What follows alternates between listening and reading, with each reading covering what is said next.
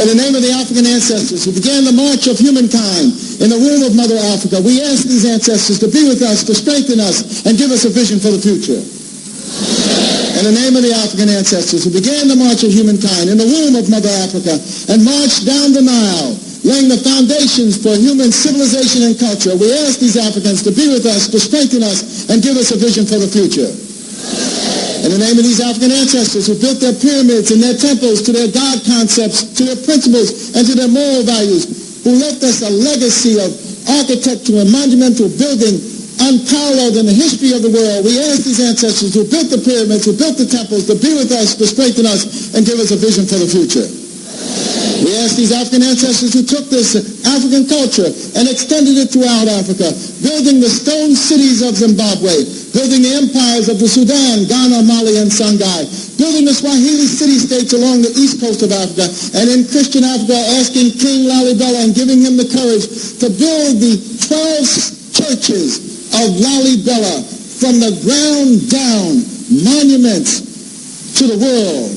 We ask these Africans to spread this culture to the Dogo and to the Akan and to the Yoruba and to the Bankongo and to the Zulu.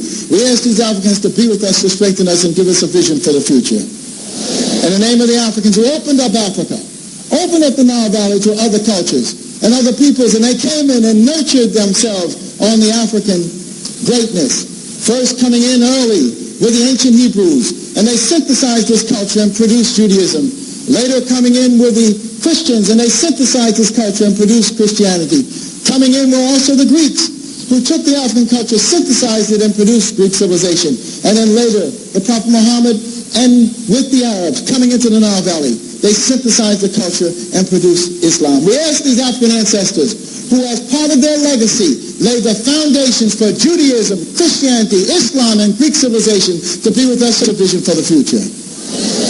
We ask those African ancestors pulled out of Africa, taken to the hells of North America, South America, the Caribbean, maintaining the spirit of African humanity in their hearts and in their minds, and who left us this enormous legacy of struggle.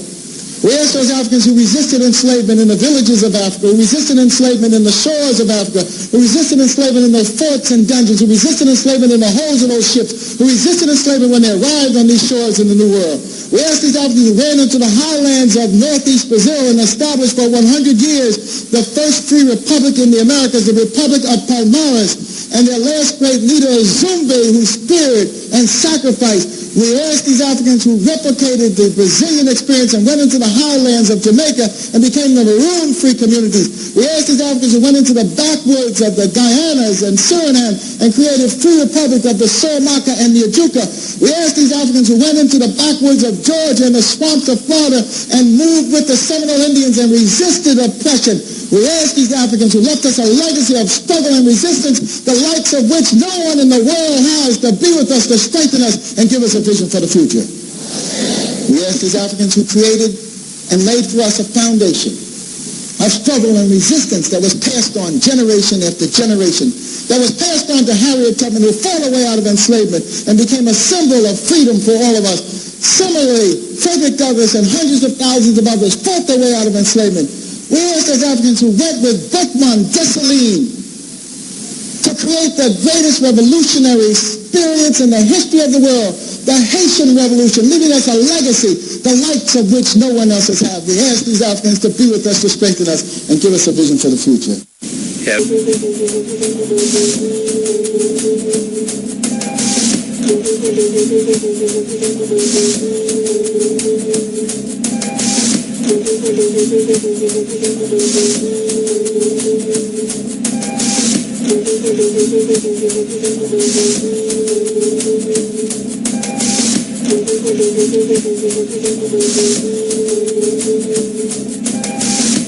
Very,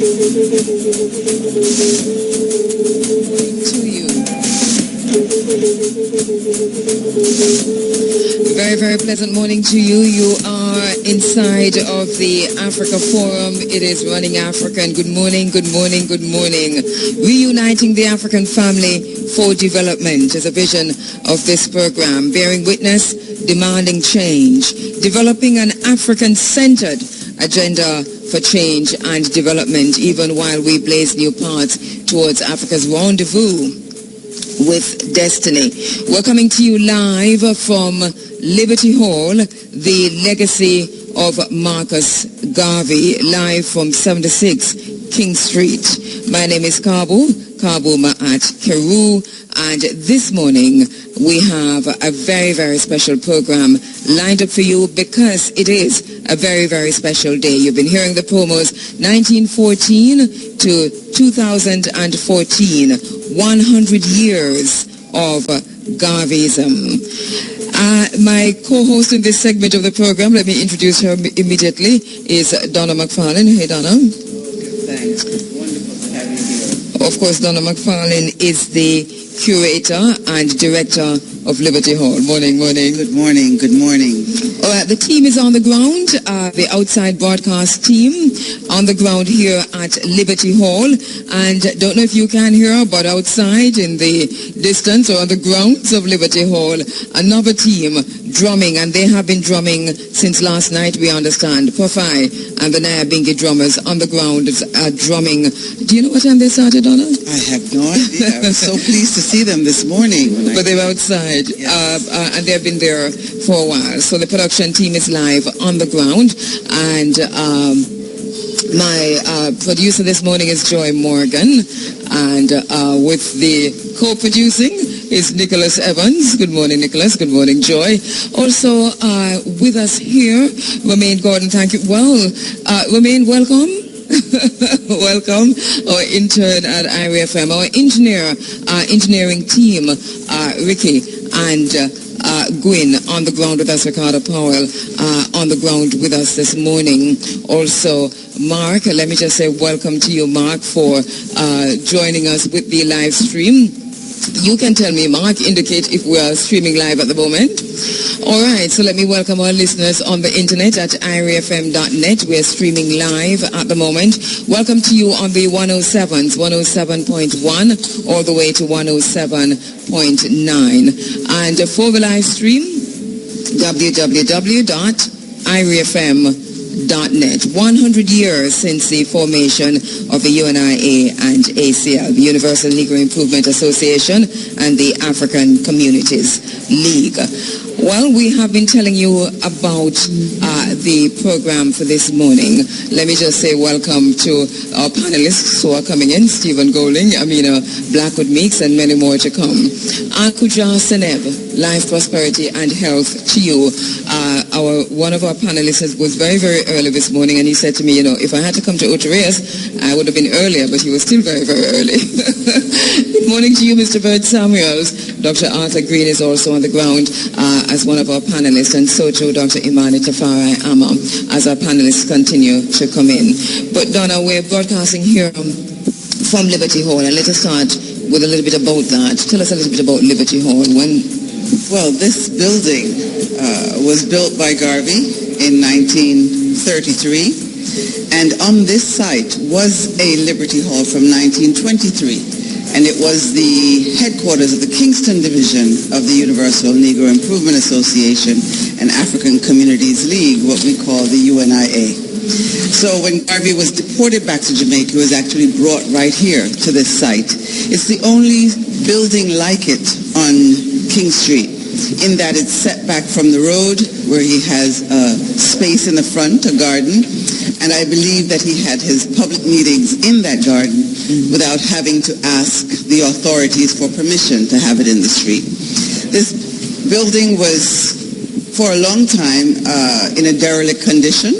It was purchased by the government in 1987 to celebrate the centenary of Garvey's birth, and in 2003, a group calling themselves the Friends of Liberty Hall, really petitioned the government and raised funds to have it refurbished. It was reopened in 2003, and since then we have been developing it into a cultural educational institution that serves members of the surrounding communities first and all others. And tell us about that service to members of the surrounding communities and everybody else. What does Liberty... So, as a result, we have a multimedia museum. It's the Marcus Messiah Garvey Multimedia Museum, the only museum in the world dedicated to his life and work, and the only fully multimedia museum in the Caribbean. So you can come, anyone can come and be immersed in 3.5 hours of Garvey through 8 interactive touchscreens, through film, you'll hear his voice, you'll hear others speak of Garvey. It's a wonderful museum. We also have a multimedia computer center where in the mornings we teach adults computer skills, and in the afternoon we have our after-school program where children get assistance with homework, with literacy, with math, with English, as well as learning computing. We also have a research and reference library where we have over 10,000 Pan-African books and other materials. I saw that. And other materials that is also available to anyone who wants to study Garvey, Africa, and the African diaspora. We have our events here in this Garvey Great Hall, which is where we are now. And we have capoeira for the children. We have dance classes. As a matter of fact, you have the summer school programs going on right now. Every summer we have summer arts, and this year we're doing Garvey elocution. So it's a wonderful cultural educational institution. It really is beautiful. And, you know, we were here last week, Tuesday I think it was, yes, that we came in and had the grand tour, and was quite impressed by what we see happening here. What are the long-term plans in the works that you can share with us for Liberty Hall? Well, I believe we have we've completely used the building. And the Institute of Jamaica, under which Liberty Hall falls, we actually fall under the African Caribbean Institute of Jamaica and Jamaica Memory Bank. The Institute purchased the building next door, which is the Oddfellows Hall, for our expansion. And hopefully one day we'll raise enough funds to build the Amy Jakes Garvey Center for Pan-African Research. That will properly house the museum and allow us to attract archives, Garvey archives from all over the world. We hope to have a similar structure as the Schomburg. That is our vision to have, so that students, scholars from all over, and of course throughout our country, will be able to learn about Garvey. All right. Once again, welcome. If you're joining us on the 107s, we're coming to you live from Liberty Hall, the legacy of Mwalimo Marcus Messiah Garvey.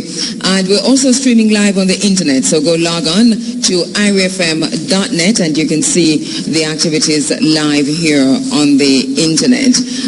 Ankuja Seneb, once again, that's Kimetian. It means life, prosperity, health. We want to welcome you to the first in our series, the Africa Forum presents the Black Think Tank. The State of the Race, 100 years after the founding of the Universal Negro Improvement Association and African Communities League. We want to say thanks, first of all, to the principals of Liberty Hall. We have been speaking with curator and director Donna McFarlane. We want to say thanks also to Professor Rupert Lewis. Both so wholeheartedly supported IRFM and the Africa Forum, agreeing to make this important venue the place of IRFM's first Africa Forum presents Black Think Tank. Thanks also to the over 20 panelists who are participating in this symposium this morning. They're not all here yet, Amina, but they're coming, participating in the forum this morning. And some of them at very short notice, let me just say, and without hesitation, and also some on their way at great cost to themselves, time-wise and otherwise, but they're getting here. Also want to say thanks to those who are on their way and those who are here already, to the Liberty Hall, the legacy of Mwalimo Marcus Messiah Garvey this morning, to be part of this historic moment. Also to you, our listeners, on the 107s. You can get us on the 107s, 107.1. We go to 107.2, 107.3, all the way to 107.9. To those of you who have logged on, irfm.net, and are now watching the live stream. Thanks to you. We know that you're watching from all parts of the world, the continent of Africa. So thanks for joining us from Europe. Thanks for joining us. We're going to take a quick break. Let's make an effort. Let us work and pray. Let us work, let us pray. Do the Garvey, come make we study Garvey. All right, welcome back. You're listening to the Africa Forum. It is Running African, and we're coming to you live from Liberty Hall at 76 King Street. It's on the occasion of the 100th anniversary of the founding of the U.N.I.A. and ACL. We're going to be acknowledging our panelists more formally in a little while, but I really want to stop for a moment and also to acknowledge those upon whose shoulders we stand. And I want to make special mention of two elders within the global Pan-African community who have been the driving forces behind this symposium, talking about the powerful husband and wife team of Drs. Julia and Nathan Kheru, founders of the first black think tank, both in the U.S., wanted to be part of this session, but can't be. We want to especially send our prayers to Dr. Julia Kheru, who now has Alzheimer's. Dr. Nathan Kheru, still very, very, very, very active in the Pan-African community, but who in the early 90s encouraged us to form black think tanks and encouraged me in particular to ensure that this is something that I did in my capacity as a journalist. So I want to acknowledge both Drs. Julia and Nathan Kheru.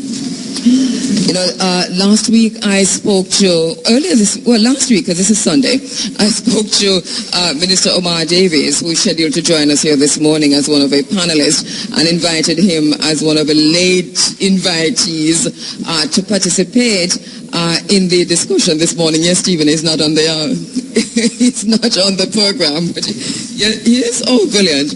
Okay, so he said to me at the time that this is a wide topic and would need more than just 4 hours to do this. And I said to him, yes, you are totally correct, and that is why this is our first. We're kicking things off in this manner. But we're also saying that it's against this background that for the program this morning, we have identified 4 critical areas in which to ground the deliberations, and through which we expect to have a clear understanding of the state of the black race. This can be interrogated this morning. We're trying our best to do that. And also make determinations on actionable outcomes as we move ahead as a unified team, a unified group, a unified race. So the 4 areas we're looking at this morning: the socio-economic, political, security, and educational status of the black race 100 years after the founding of the U.N.I.A. and ACL. And we're asking, should we be optimistic or should we be concerned? But in between all of that, we hope to get so much more. So let me just quickly tell you about the format of the program this morning and how things are going to go. So in terms of operationalizing the segments, I am joined by 4 co-moderators, 1 in each segment. And then you'll also find that panelists are at different times also co-moderators. So that in this first segment, as I introduced her before, Donna McFarlane, who is a curator and director of Liberty Hall, the legacy of Marcus Garvey, is joining me, and we'll be looking at the educational status of the black race 100 years after. In the second segment, Pan-African attorney at law, Bert Samuels, will co-moderate. And when I say co-moderate, it means that when they join me, they'll be doing most of the work. We'll co-moderate the second segment, looking at the socio-political status of the black race. The third segment will explore the security status of the black race and will be co-moderated by President of the U.N.I.A. Kingston Division and the Garvey Studies Chair of a Heidel Group of Schools, Stephen Golding. Political scientist and Garvey scholar Professor Rupert Lewis moderates the fourth segment, the socio-economic status of the black race.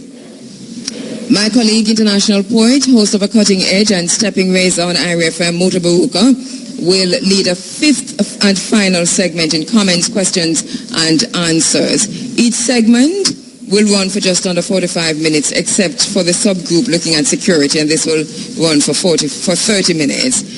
At the beginning of each segment, panelists will make a very, very short statement, a very brief statement, and, well, if they want to, but a very brief statement, and after which there will be a free flow of conversation among the panelists and moderators. At the end of each segment, we'll take a few questions, 3 or so, for the panelists from the floor. Some of the panelists will have to leave after their segment, some will stay on.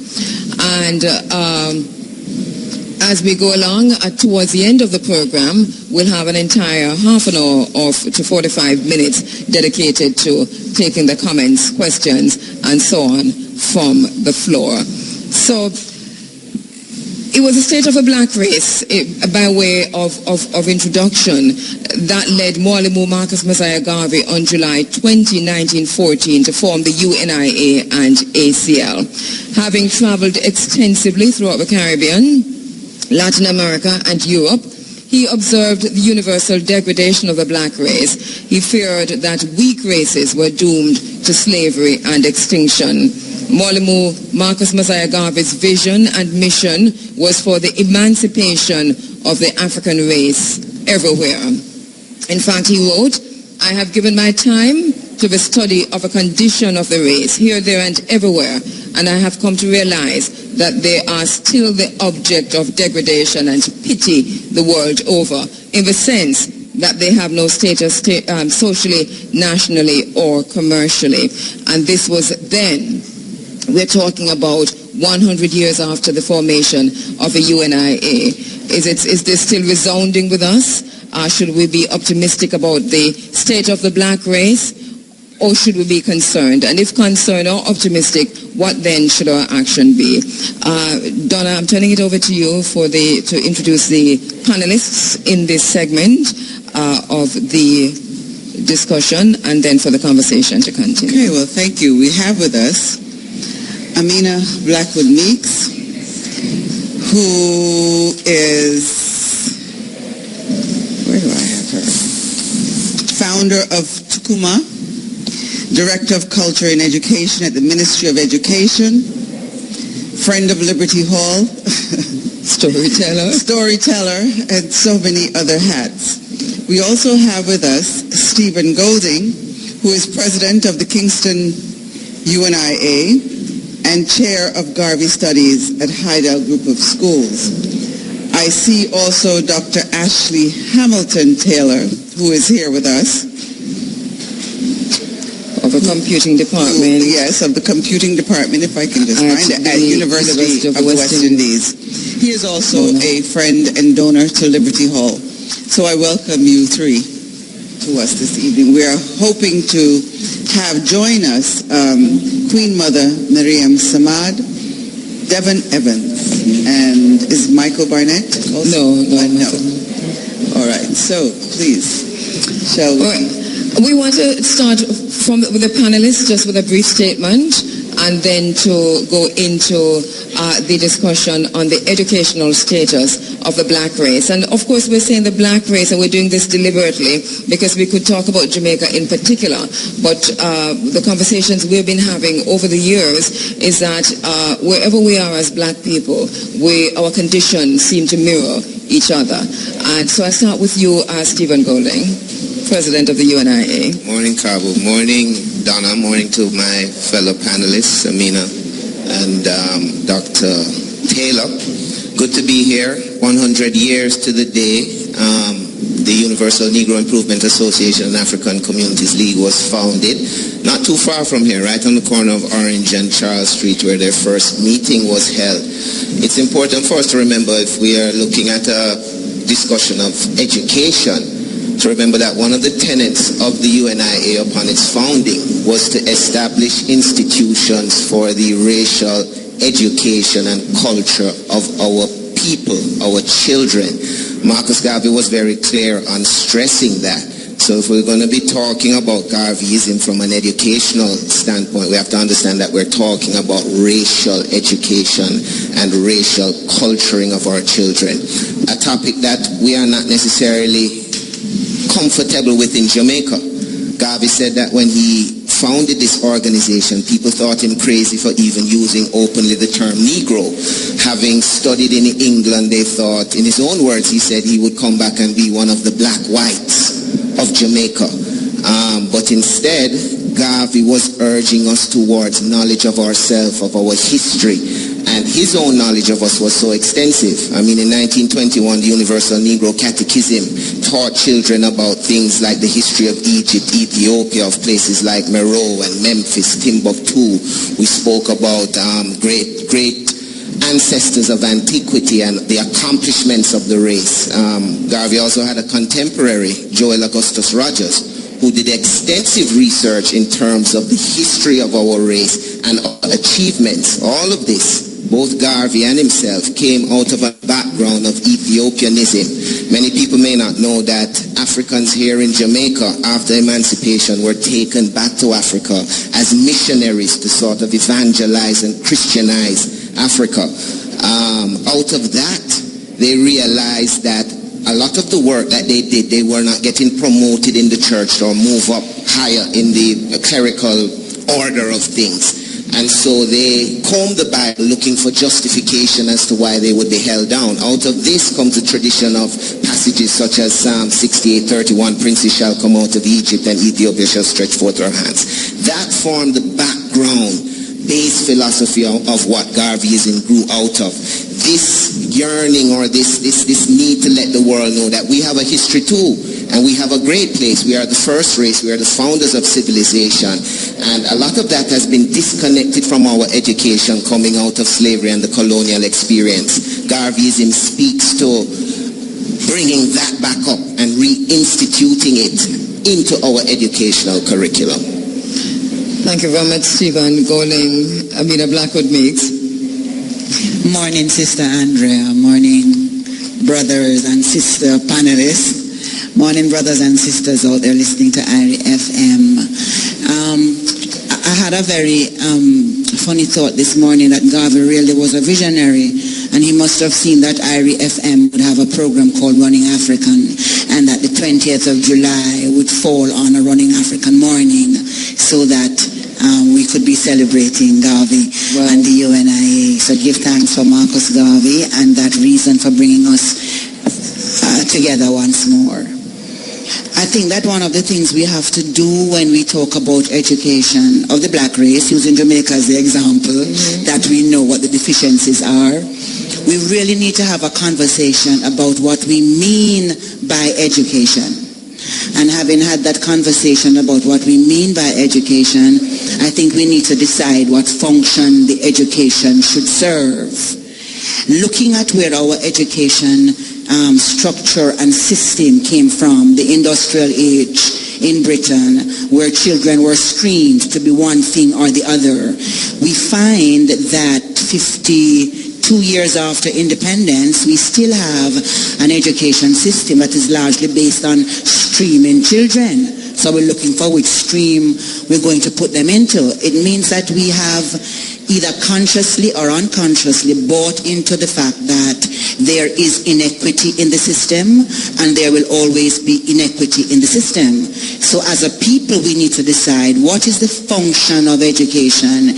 Is it to conform, reform, or transform? If we don't decide that, we're going to curse the education system, that children can't pass their exams, whatever that means, to go to a good school, whatever that means, but we find that we who are cursing the system benefit from the inequities. We can go to the country. and get a nice little girl to come and be with maid. And if she married or have a boyfriend, then him can come to and be the nice little boy who clean up the yard.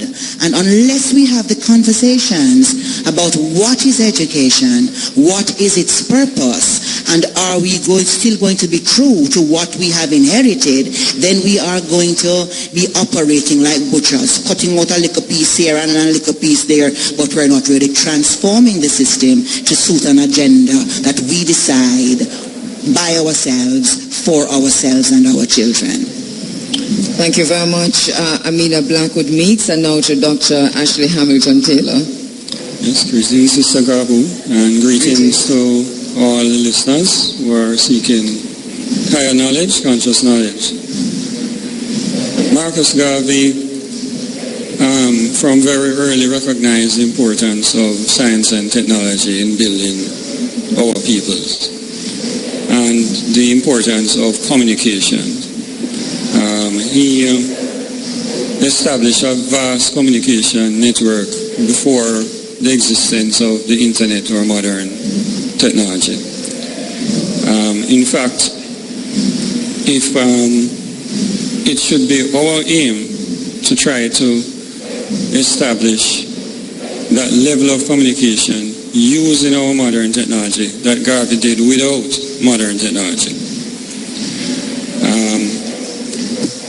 We are now in an age where the communication technologies, ICTs as they're called, computers, cell phones, tablets, and so forth, have the capability to distribute uplifting information, but they're also a double-edged sword, and they're being used unconsciously or consciously for the dissemination of demoralizing and worthless information.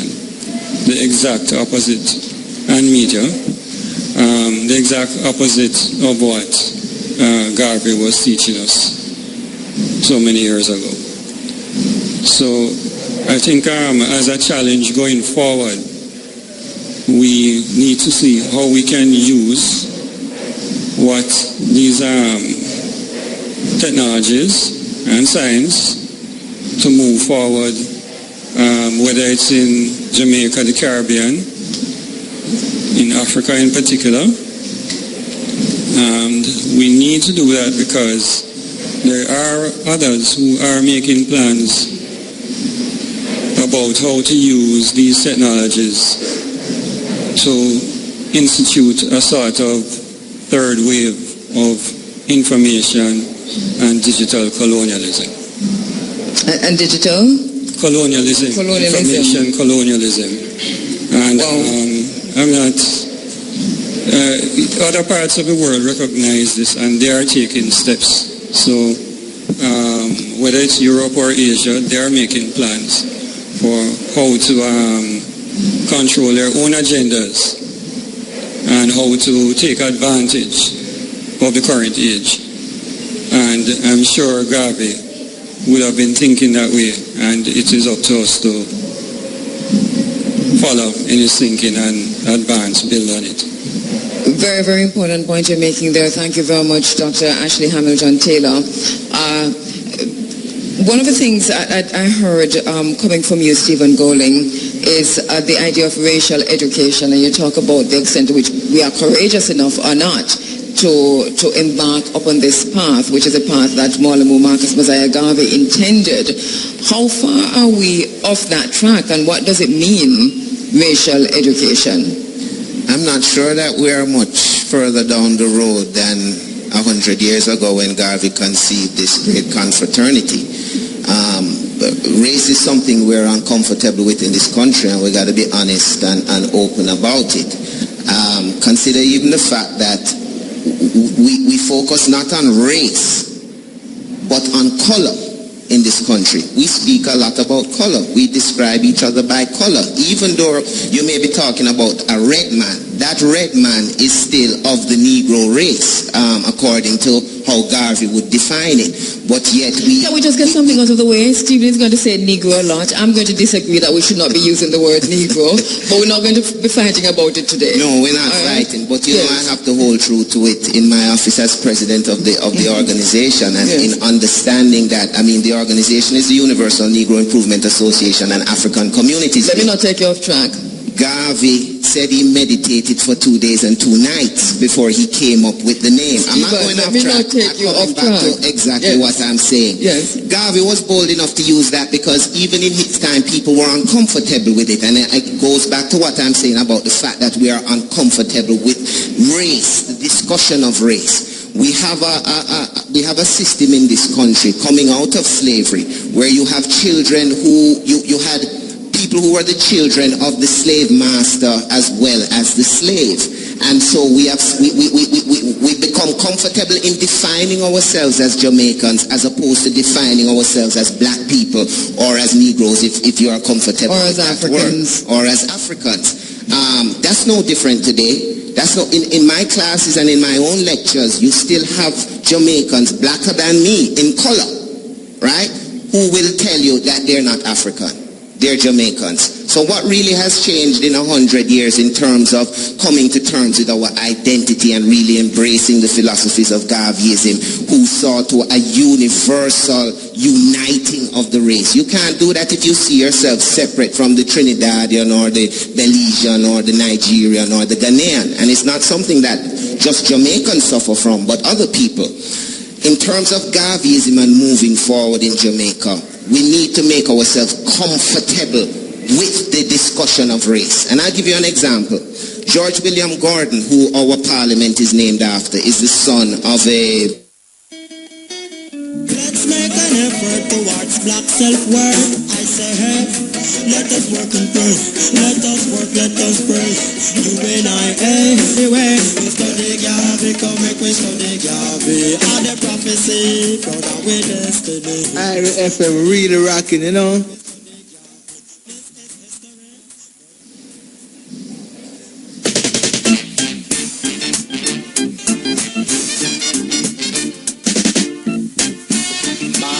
Garvey words come to pass. Marcus Garvey words come to pass. Can't get no food to eat. We're back with you. We apologize for that break in transmission. We're broadcasting live from Liberty Hall, the legacy of Marcus Garvey. We want to welcome you as you continue to come in. My colleague, Mutabaruka, who will be taking the microphone later on in the program, as we said earlier, has joined us. Also, Sonia Harris, our sister, has joined us in the audience. Later on will be a panelist. My brother Jerry Small is also in the audience, and these are some of the panelists who you'll be hearing from later. My name is Kheru Kheru, and my co-moderator in this segment is Donna McFarlane. All right. Yes, go ahead, Donna. And on that note, I just want to interject about how within our educational system this is operationalized. When you look at the pre-K to all the way to through high school curriculum, particularly social studies, I see the master narrative continuing. That is the narrative of discovery, the silencing of the work of the life of the Taino people, of its over 5,000 years of history, and certainly the erasure of the history of African people before their enslavement. How are we looking, in fact, looking at the textbooks that our children use, and are we using a more culturally informative praxis to change the narrative, to democratize the narrative, to take it away from the master narrative that has, oppressed us for so long? I don't know about democratizing the narrative, but we have to make sure that we're using the right narrative. And you're right, we have been given a colonial and master narrative which does not add to the rehabilitation of our people following the African math or the African Holocaust, and it does not add to the creation of wealth amongst our people because of how they view themselves. One of Marcus Garvey's greatest quotes was, if you have no confidence in self, you're twice defeated in the race of life. All of that comes out of the system of oppression and colonialism that we have been through. We need to change the narrative, Donna. We have African narratives that we can institute. One of the things the Universal Negro Catechism does is introduces those topics to members, to young members from the primary level. And this is important. I did a lecture the other day with the young ladies who are kept at the center there at Up Park Camp, and asked a question. This is a room full of all black people, my race. I asked them if they know where the statue, if they've ever heard of the Statue of Liberty. Yes. Where is it? America. Have you heard of the Eiffel Tower? I thought they wouldn't get this one. Yes. Where is it? Paris. Have you heard of the Great Sphinx? No. Don't know where it is. And these are girls who are 12, 13, and 14, because even when I was in school, I don't remember any teacher ever mentioning the Great Sphinx of Egypt. Never. And that stands as a testimony, one of the primary visual great wonders of the world that is attributed and black people can claim. Well, in fact, Egypt is always portrayed as being outside of Africa in some innocuous place like the Middle East. The master narrative again. We have to change that narrative. And so when we talk about education, and it's really one of the things that I'm very proud of the U.N.I.A. and Marcus Garvey, his mind and the knowledge that he was exposed to at such an early part of the 20th century was so extensive that he spoke of these things even 100 years ago. Up to today, you still cannot show me something from the educational booklets or curriculum that goes into depth about these things. We're still focused on being Jamaican and Caribbean and writing this script, which is a script written by the children of the plantocracy. So, Amina, what's happening in the Ministry of Education in this regard? I'm not here to speak on behalf of the Ministry of Education. I am very intrigued by the way you pose the question about what is being done in regard to textbooks and the content of the curriculum and so on. The first point I want to make, Stephen has already alluded to it, is that we cannot know what we have not been taught.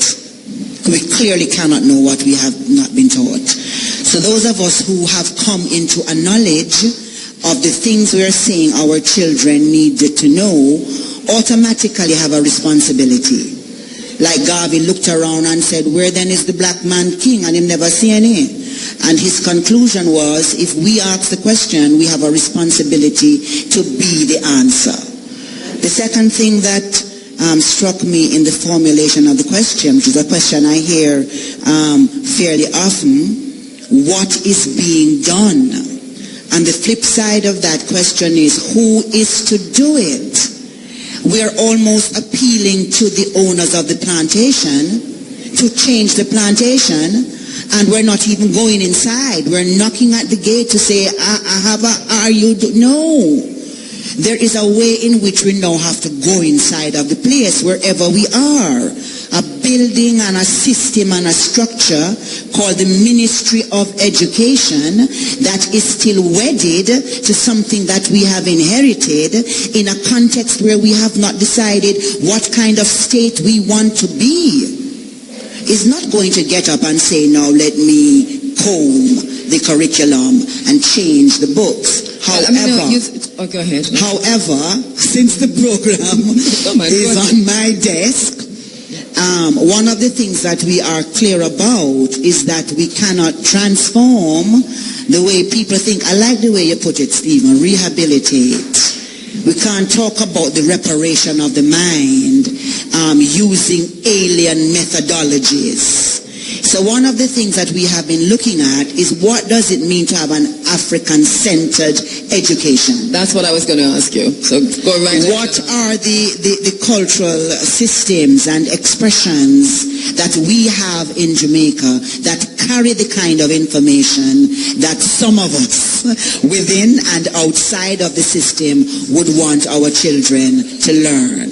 What is the place of proverbs and riddles and storytelling in the way we raise ourselves? What is the place of kumina and revivalism? What is the connection between Marcus Garvey and Paul Bogle and Bedward in the way we raise our children? So that we have been looking at a distinction between a program and a curriculum.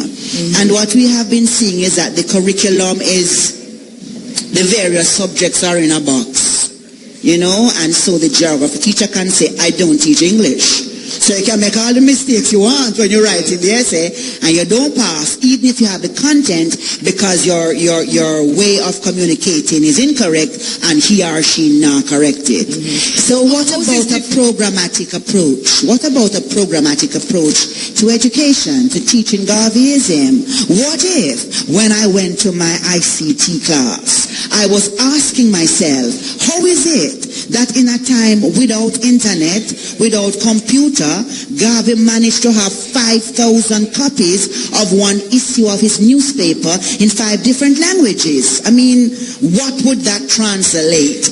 When we go to our art and craft class, for example, could we build a scale model of the 3 ships of the Black Star Line? So those are some of the things we have been interrogating. In the first 2 years of the program, there have been no written texts, because now our teachers also have to learn that a text don't mean something with a page you can flip. It means a song by Queen Ifrica, or by Taurus Riley, or by Burning Spear. It means a photograph. And so we have been looking at, sorry, this example is just so wrong at this point in time, but how could we use a photograph of the football team of Brazil to teach the Middle Passage? That takes some time.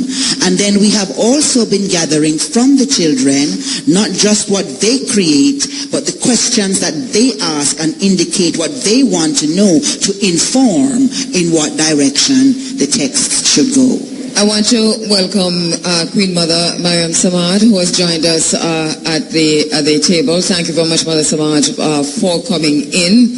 And while we get her microphone and so on ready, you had said, and we're going to come back. I know you want to respond, Stephen, and we want to pick up on something Amina said. I'm sorry that I'm late, but it was a man that made me late, my cabbie.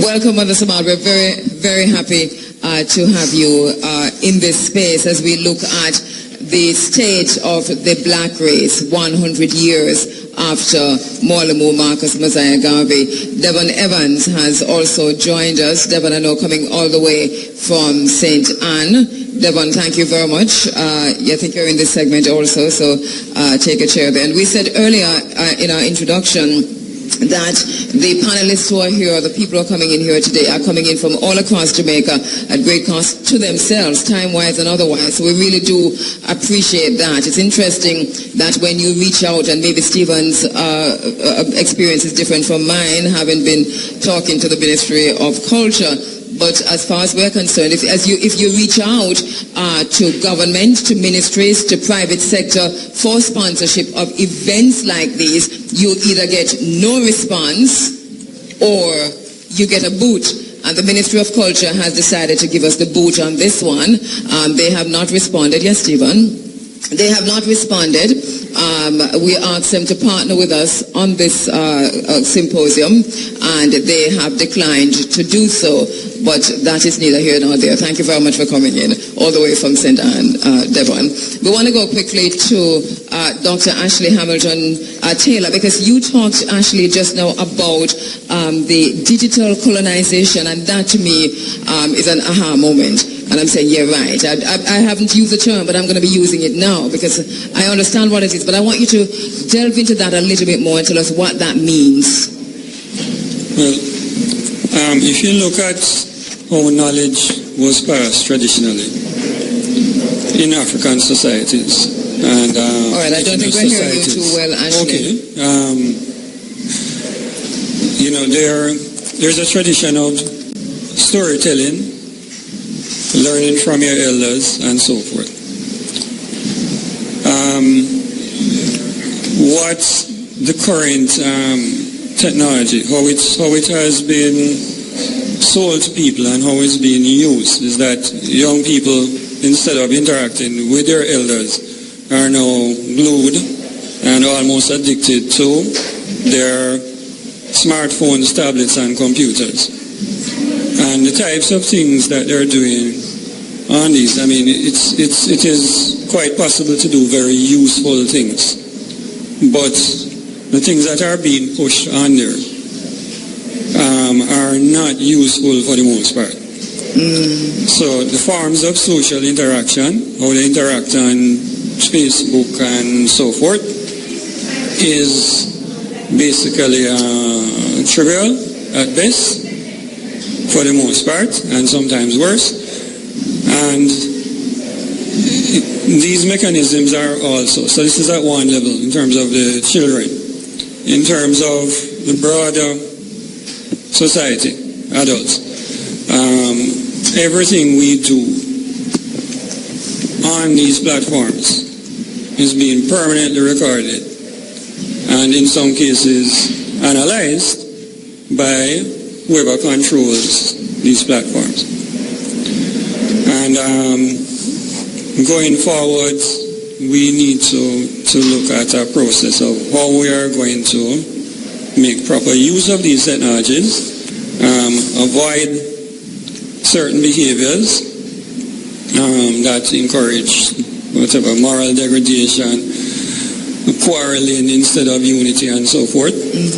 How we're going to use this in a positive way and eventually build our own and control our own platforms. And I think that is critical going ahead in terms of how we use the technologies when we talk about moving the race forward. Stephen, I know you want to respond to something Amina said, but we're going to ask both Devon and Mother Samad, first of all, to just give a quick brief opening statement to the topic of the educational status of the black race 100 years after the founding of the U.N.I.A. and ACL. We'll start with you, Mother Samad. Good morning, and Good morning, and I'm sorry I am late on this day. On time, thank you, darling. But I got up at 2 o'clock this morning, getting ready for this day and feeling magnificent about this day, that in my 92nd year, you know, I'm the nearest to the 100, I think, yes. that I have been given the title of Frank Gordon historian. I saw it in the newspaper. Thank you very much for that. And can you imagine the historian being late? But as far as education is concerned, which makes me laugh today, there's a young man somewhere in this lovely country by the name of Dingwall who puts us down. He writes well. I like to read his writings. But there's a book here in my hand called The Ruins, and it's by C.F. Count Volney. And in this book says, there now walks amongst us a people now despised. And the thing that he goes on to say about us as a people, there's no one, I think, in the world can disprove it, because he wrote it in 1757, I think. And I hope that somewhere here today, Mr. Dingwall sneaks in and listens. Thank you very much for inviting me. All right. If you didn't invite me, I'd still be listening. Thanks for coming. Appreciate it. We would have done this without you. Devon? Yes. Morning again, and I also apologize for being late. Looking at education, in terms of Marcus Garvey, I would say there is some fear in teaching Garveyism to the people of Jamaica. And when I say fear, I say from a standpoint, the approach in school, the approach in the communities, and I don't know what, we need to be emboldened to approach God. The subject is not one that will win friends, probably might get you most enemies. But what we are saying, if Garvey is so important to us, and the institutions of Garvey are so important to us. Why not we embrace it wholeheartedly? Why we don't approach Garveyism in the same way that we, the same people, will pour our hearts out for the two major political parties here. We'll do anything they want us to do. But when it comes to Marcus Garvey, there's some form of fear, there's some holdback, or there's a common design to, and not to enlighten the people about this man and the state of their race. So what we want to say today, and I'm happy that I am here on this anniversary, we, the houses, the activists, all the mansions, organizations of Marcus Garvey need to find a common ground to come together, because the government, the educational institutions here, they are not as committed as us. And we need to take this as our own initiative, and the thought, whatever, the people are looking for us for that guidance. I totally agree with you on that, Devon. We need to go forward as a people and not be dependent. I don't want to hear we're waiting on the ministry to put education in school. We can put education in school from our homes, from the corners, wherever. That is the type of approach, because there's much for us to learn. And this is what I heard you saying, Sister Amina, when you talked about we're knocking on the doors of the enslavers to tell us where to go and how to go.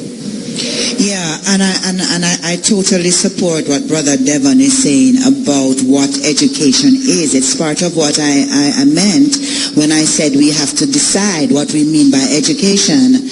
Our children learn wonderful things in school that when they come outside of the school gate, there is no place to apply or to see it manifested.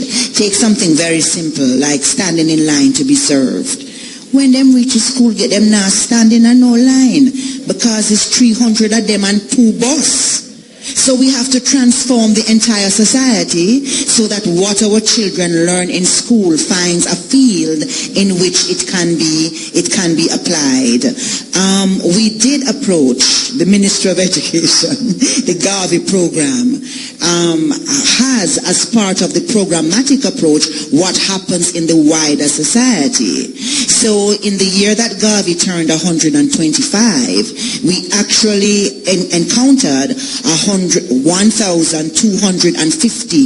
bus drivers and taxi operators who are in the centers where school children take public transport to go home to say, listen to this about Marcus Garvey and hang on to this CD with Marcus Garvey's voice and hear what he's saying, so that when the children come into your bus or your taxi, you can at least engage them. We really don't have any control over how that seed grows, but it is these kinds of initiatives that will transform the society so that we do not see ourselves disconnected from the process of education inside a classroom. All right, we do have to wrap this segment, but we're going to do one thing first, and it's to take Stephen's response. Then we go to a break, come back, and wrap this segment. Go ahead, Stephen. Just responding to what Amina and Devon were saying in terms of we can't be waiting on others to do for us. We need to do for ourselves, and we have to remember why Marcus Garvey was so successful in his time. Marcus Garvey wouldn't be asking the ministry to do nothing for him. Garvey built up a confraternity, and a lot of times we tend to separate Marcus Garvey from the organization, but it is the organization that strengthened him. It is the organization that accomplished many of the things we attribute to this one man. And the organization was not one man. The U.N.I.A. had their own schools. They built the Booker T. Washington University. They built Liberty University. They built a seminary school. They trained their children outside of the regular classroom that those children were going to. So when we talk about all these Garvey organizations and this need to come together, you're right, but we need to know what we come together on. There are institutions outside of our race that have lasted for generations. Even as we talk about reparations now, we're trying to track some of these European companies that have existed from that time till now. What about the black institutions? We abandoned the black institution. All right, hold that there, Stephen, because that is taking us directly into how we wrap up, because it's pointing us how do we go forward and what do we go forward on, as you have posed that question. All right, we are coming to you live from Liberty Hall, the legacy of Marcus Garvey at 76 King Street. We take a quick break. You are listening to IRFM. We'll be right back. Now 9 minutes after 7 o'clock. You're inside of the Africa Forum, Running African. We're broadcasting live from Liberty Hall, the legacy of Mwalimo Marcus Mosiah Garvey. It is on the occasion of the 100th anniversary of the founding of the U.N.I.A. and ACL. And interestingly, it is 100 years to the day, because it's July 20, 1914 that the organization was founded, and today is July 20, 2014. So we feel that this is a historic moment. It means something. We might all be in a time warp. We don't know what we're in here. Hopefully when all this is all done, we'll all find ourselves, as Devon is suggesting, in a similar place, because I do believe that we are working towards the same thing, which is African liberation, the liberation of the race, the full and total emancipation of the race. How do we do this? How do we go forward using or through the medium of education? My sister Amina is posing the question, what is education? So we do have to get there first, Amina. That is something that we have to decide on. We have to agree what is education, because how is education viewed? You talk about structures and systems and so on. So once we have determined that, how do we move forward? Devon, since you came in a little bit late and didn't get much time. Okay, yes. I'm saying, and I heard what Stephen said, there's a lot of organizations relating to Garvey. We have the Marcus Garvey People's Political Party, we have the U.N.I.A., we have Liberty Hall here and Liberty Hall in Manchester. I'm saying... And of course IRFM. IRFM. Garvey, one of the things that guided the movement and guided the organization is the love for each other and unity amongst the race. Here we are. I'm in this movement for many years, and when we go out, we don't trust each other. If we'll hear Steve eloquently speak about Garvey, and then you have others will say, we don't trust Steve. We have Miguel Lon, who will champion the cause of the PPP, and then on the other you have brethren on the side say, we don't trust Miguel, or we don't want to learn. I myself have been out there as a candidate for the Marcus Garvey party, and when I'm out there, people on the side holding back, looking, I'm trying to say they don't deal with politics, it's X, wrong, and we find all sorts of things to divide ourselves. All of us must can find a common ground on which to start, because if we are not united as people of Marcus Garvey, we are not going anywhere. And you suggest that this common ground is what? Well, we need to, first of all, as organizations, we have never met. All these Marcus Garvey organizations have never met. We need to find a time to meet, discuss our issues, put away petty differences, put that on personal differences. Yeah, and even though we're meeting on air now, this is one of the first meetings. This is a good start. That's why I make every effort to be here, because I don't want this program to end today where we cannot find a way where each and every one of us can meet together and we start this unity. We are not united. We are divided as Garveyites. Yeah. And until we can mend this ground, we are not going anywhere. Let me just say, Nana Erna Broadband has provided a really brilliant space in Woodside in St. Mary called Black Space. And let me just throw that out, because that is a space that without any kind of that is ideal, can we say. Could I just interject here, Kabu, because I hear what Devon is saying, but let us not forget that Garvey set out the black print, as I call it, you know. Garvey formed a lot of organizations, yes, but he had a base vehicle, which was the Universal Negro Improvement Association. And that is a racial confraternity. He kept the religion out of it. He kept the politics out of it. He said we should organize collectively based on race. not labor, not politics, not religion. That is not the thread that holds the U.N.I.A. together. It is race. Out of that organization came several auxiliaries, the Universal Negro Political Union in America, the PPP, labor unions, other things came out of the confraternity.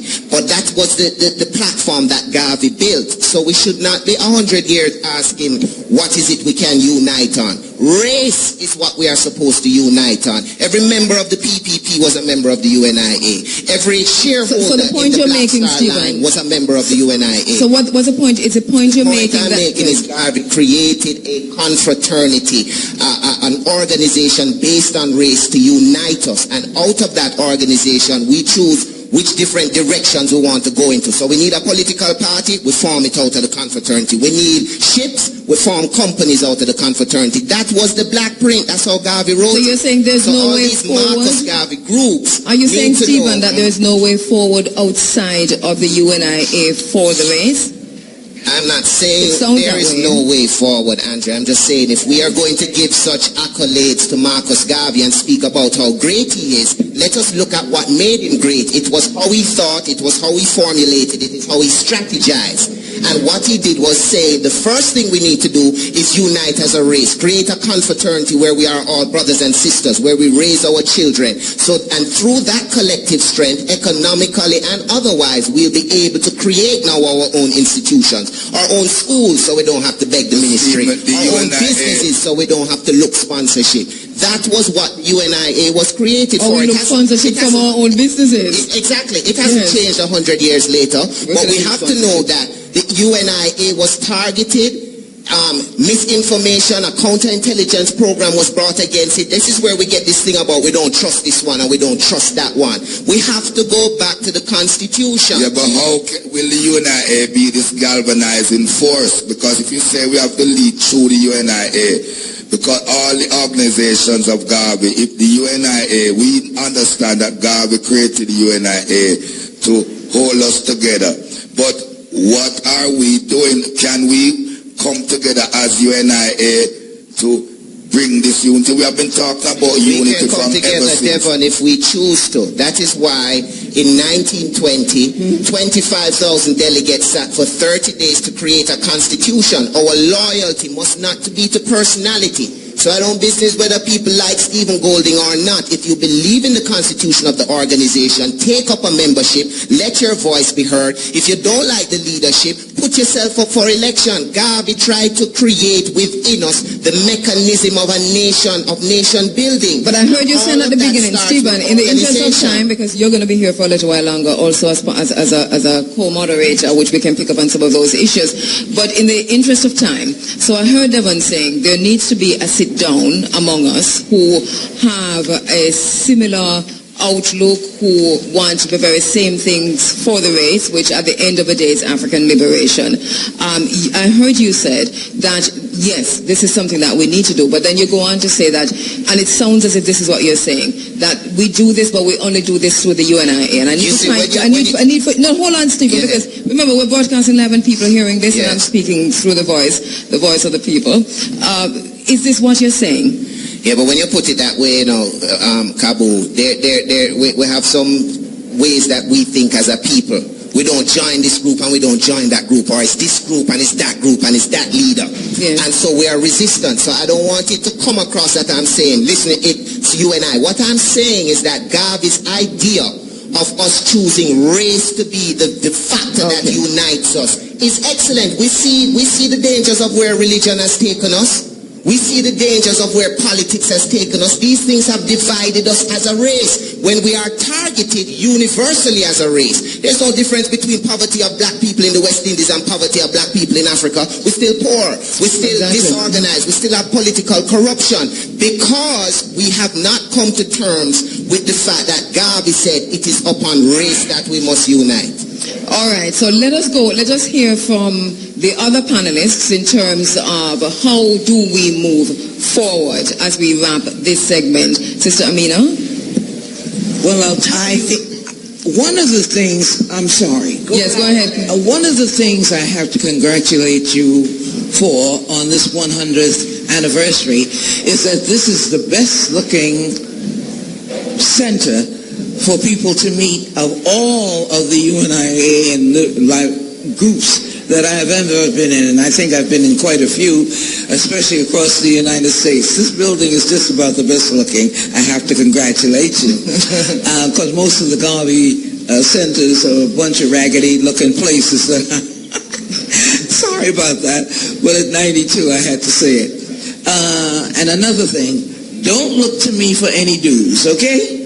I'm 92 years old and I ain't paying dues to nobody.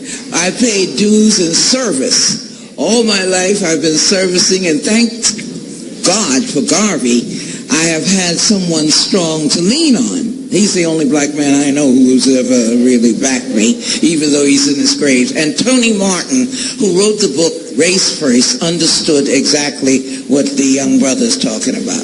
Race First is it. I don't care where I've gone in the world. I've looked off in a mountain and saw a black man and said, oh my God, black man, you know? Thank you, Mother Samad. Race First. Sister Amina. Yes. Our ancestors have left some wonderful phrases with us. One of them is each one, teach one.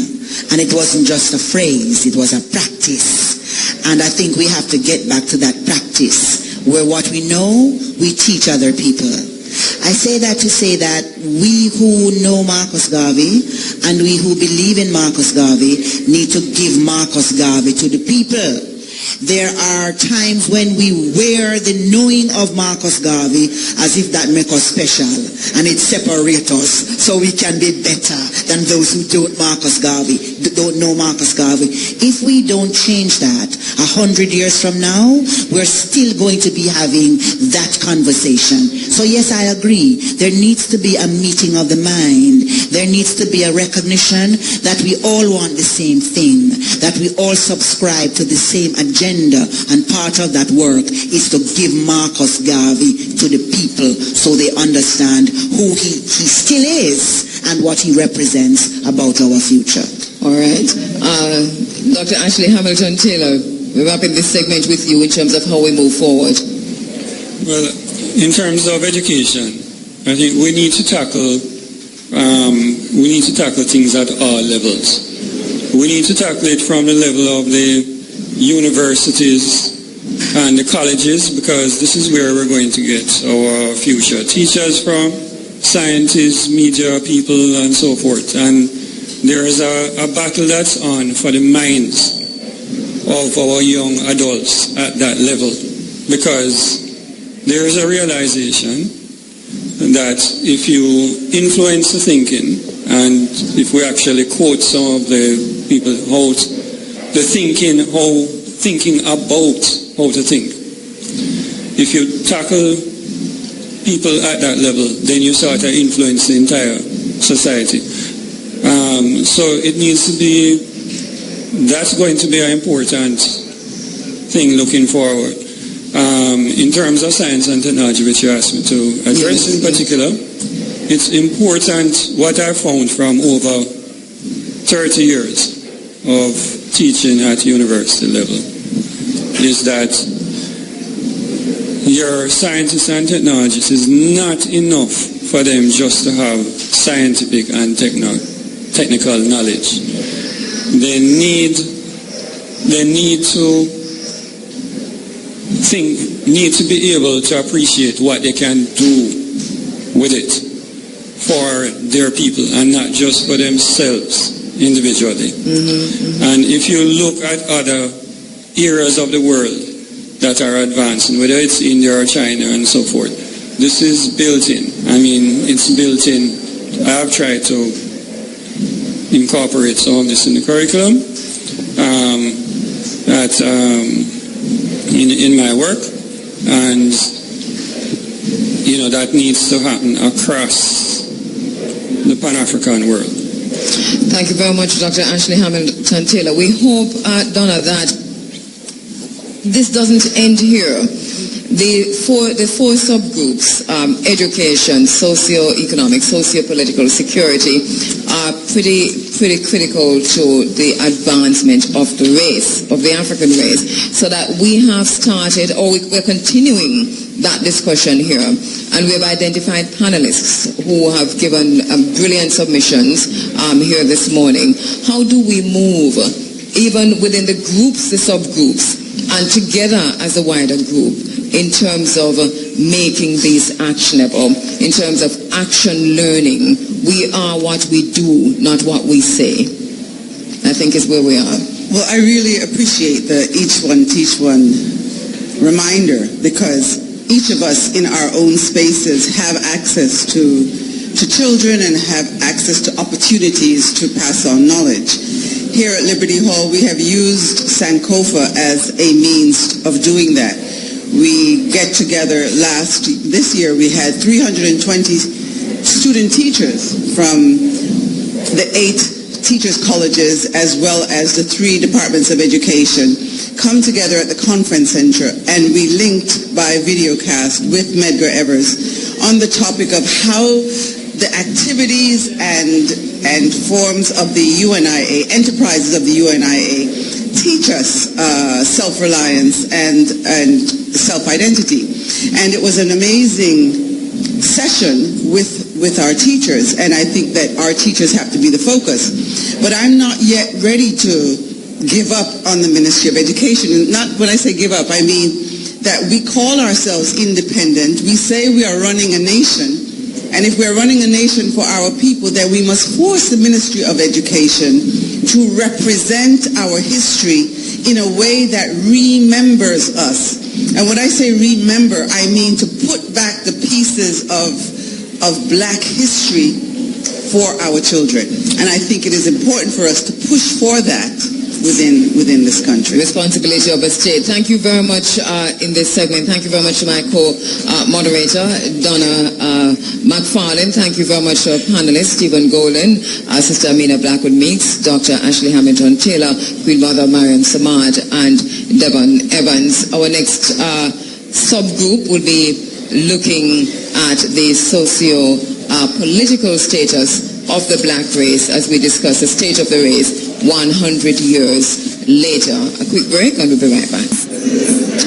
Time on Area FM now 7:32. Welcome back to the Africa Forum. As we are saying, a very special forum this morning, a very special date in Pan-African history, 100 years since the founding of the U.N.I.A. and ACL. We're broadcasting live from Liberty Hall, the legacy of Marcus Garvey. Welcome again to our listeners on the 107s, 107.1 all the way to 107.9, and to our listeners on the internet at irafm.net. We are streaming live on the internet, so if you log into irafm.net right now, you'll be able to see the entire proceedings as we go through this morning. In this segment of the program, I'm joined by my co-moderator, Pan-African attorney at law, Bert Samuels. He's going to be taking you through this segment, and I've been saying to Bert that I'm here just to give a time signal as you take over this segment, as we welcome Bert, Nana, Dr. Erna Brodber, Becky, Patrick Beckford from the 12 Tribes of Israel is in the house, also Brother Clive Mohammed from the Nation of Islam, and so many others who have joined us in the house this morning. All right, so in this segment of the program, we'll be looking at the socio-political status as we examine the state of the race. It's over to you, Bert Samuels. Greetings to the IRFM family. Yes, we always say as Pan-Africanists that the ancestors are pleased. Were brought here, some into slavery, and the ancestors rose up the Honorable Marcus Garvey to be a leader of the people 100 years to the day. In true African tradition, we also wish to honor Queen Mother Samad. She has been a warrior. She's 92 years old and she's in the house. And in true African tradition, we honor the elders and the princess and the queen Samaj. We are glad to have you with us. You have been a Garveyite who have articulated the words and works of Marcus Garvey that has made us so proud. In this section, the socio-political status after 100 years of Garveyism, we have the honor of Mutabaruka, who is a renowned poet, Pan-Africanist, and talk show host. Jerry Small, straight up with News Talk, a radio host and a historian. We have Brother Miguel Lon. I prefer to call him the educator rather than the attorney at law, a Pan-Africanist who has given his life to the struggles of the African people. There are other panelists which I don't Dr. have a Arthur note of. Green, medical Kheru doctor, author, and founder of the African Liberation Movement, and Dr. U.N.I.A. also talk show host, sociologist, and gender specialist, hosting the program Fresh Start on News Talk 93. You know, at this point, we wish to look and examine, since 100 years of Garveyism, the socio-political status that we have found ourselves. And a kind of warped example of where we have reached is shown in my own experience. In 1995, gunmen entered my house and tied myself up and my wife and robbed us of all we had. And when they're about to leave, they said, we're only going to spare you because we noticed that in your house, boss, you have a lot of pictures of Marcus Garvey. And we have to show respect to Marcus. And in a kind of way, you know, it's funny. So that, you know, Jamaica has brought out a very negative part of us and a very positive part. And even amongst the robbers and thieves, they said they spared our lives because we had placed the pictures of Marcus Garvey and they saw that we were roots people. So this competing, bleaching and Rasta going in the same country has been a feature of Jamaica, and that blends into the socio-political status that we are in now to discuss it, because Jamaica has produced a bolt. You know, when they call upon us to run and we go to the top of the world, but they don't call upon our race to lead. They don't call upon our race to be great entrepreneurs. They look to us for certain things, but when it comes to their beauty queen contests, they put up things that we don't qualify as race first. And as we have heard today, Marcus said it's race first. So I'm going to hand over, firstly, I'm going to say, Brother Jerry Small, you seem to be biting at the bits to come into this segment. Let us hear you on the socio-political status of our people, 100 years of Garveyism. Well, thank you very much, Bert, and thank you, Cabo, and RFM. And thank you, Marcus Garvey. And I just want to make some point. I want to make a speech. Liberty Hall must be returned. Liberty Hall must be returned to the U.N.I.A. And Marcus Garvey residents up on Lady Musgrave Road. And the one over the other side, where clubbing the occupy, must be returned to Garvey family. Now, what stopped those things from happening? Look back 100 years on the U.N.I.A. Look back 200 years upon the Maroon movement, and look back 50 years, not upon Rastafari movement, but some of the organization of Rastafari. I'm going to take the 12 tribe of Israel, Ethiopian chart, World Federation chart of it as an example of Rastafari. The membership of the U.N.I.A., the people who control the U.N.I.A. are not accountable to the membership and to the citizens. The Maroon colonel, them and the committee, them who control the Maroon communities are not accountable to the Maroon community. Them run and control them, just like how PNP is run by the executive and the prime minister and the cabinet, and the member them just follow what them say. The 12 tribe of Israel, the strongest organization ever rise up in a Rastafari. From even before Beragad passed away, the founder, one of the founders, even before it passed away, the leadership not accountable to the members. The leadership dictate to the members, and members just go along with what Brother Gad said or what the executive said. No strong people can run so. Next thing now, FBI was formed just around the time when the U.N.I.A. gets strong. Hoover was a 26-year-old and was the first director. He was director for over 50 years till after Kennedy dead. One of the first projects of the FBI was to counteract anybody who is a threat to American government. And the U.N.I.A. was one of the first projects where them learn off of. And Marcus Garvey was one of the first target. We must gear up ourselves now to be aware of operations like the FBI. The Minister of Education, we're not supposed to negotiate with the Minister of Education about nothing. We, the African people, are not supposed to negotiate with none of the political parties and none of them. We're supposed to challenge the political system. We, no negotiation. We as individuals must be determined to implement personal partnership with one another in our business and all different kind of things. We must be prepared for that. And not just have no charity, you know, to make money and to prosper, but we have a search and know who we trust, you know. We must develop skills to detect infiltration and skills to detect gangsterism. Because anything successful, gangster going to come amongst it and try to control it. Not a rat without apology.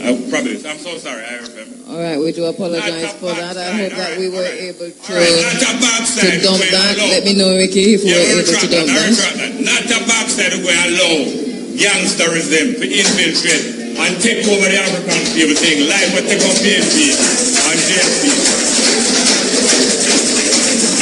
And our organization and institution them, and our businesses, like the bank is the bank them, the banks are not accountable to the bank, the people that have the bank account. The people that have the bank account is like the shareholder in the bank, you know.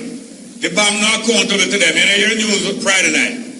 If you do have $50,000 in a bank account, you're not getting no interest. And you see when you have $50,000 interest in a bank account, you know how much interest you get at the end of the year? Give me a guess. $700 interest on $50,000. They are not accountable to the people that have shares in the bank. But our organization, whether it's a business or it's a political organization, it must be accountable to the members. Therefore, the members have to be more and more educated that them can hold we to account. And hear me now, we're not afraid of no economic, no political challenge, no security challenge. No security challenge we're not afraid of. We work upon them and detect them and make ourselves aware of all security threat, economic threat, political threat. And then now we develop international links with other African diaspora. Not sentimental enough, business link and international link. And educational challenge, we're going to deal with that. We're going to take them. Run it trace on the Ministry of Education, and the Ministry of Education now the labor rights also refuse to make history a compulsory subject.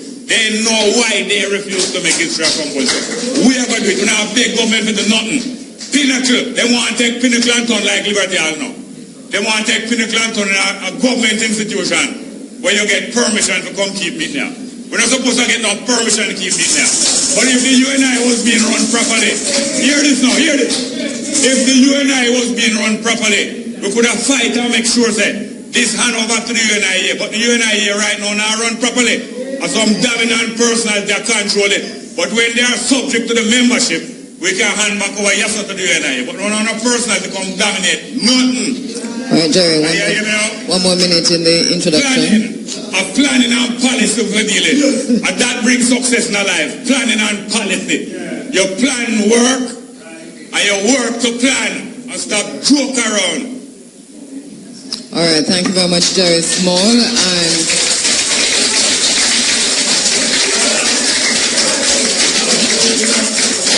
once again, as we do have an attorney at law here who will represent us at the Broadcasting Commission meeting, we apologize for the profanity and hope that we didn't offend anybody. We know that that is totally against the regulations of the Broadcasting Commission and could cause us some serious fines. But Bert Samuel is right here. Go ahead, Bert. Yes, as we say, we continue to speak 100 years after the formation of the U.N.I.A. We're proud to say that there are some achievements we're proud of, other achievements we are frowning on. For example, we still have a court system where every morning we get up and say, God save the Queen of England. Isn't that a shame? 100 years. The people come to court, and before they can get justice, they are formed the view it has to be through the Queen of England, whose ancestors enslaved us. So that is a big, big drawback. I don't think that Marcus and the spirit of Marcus is proud to know that we still have a system in Jamaica where that operates. Over to your brother Lon as we speak of the judicial system and the social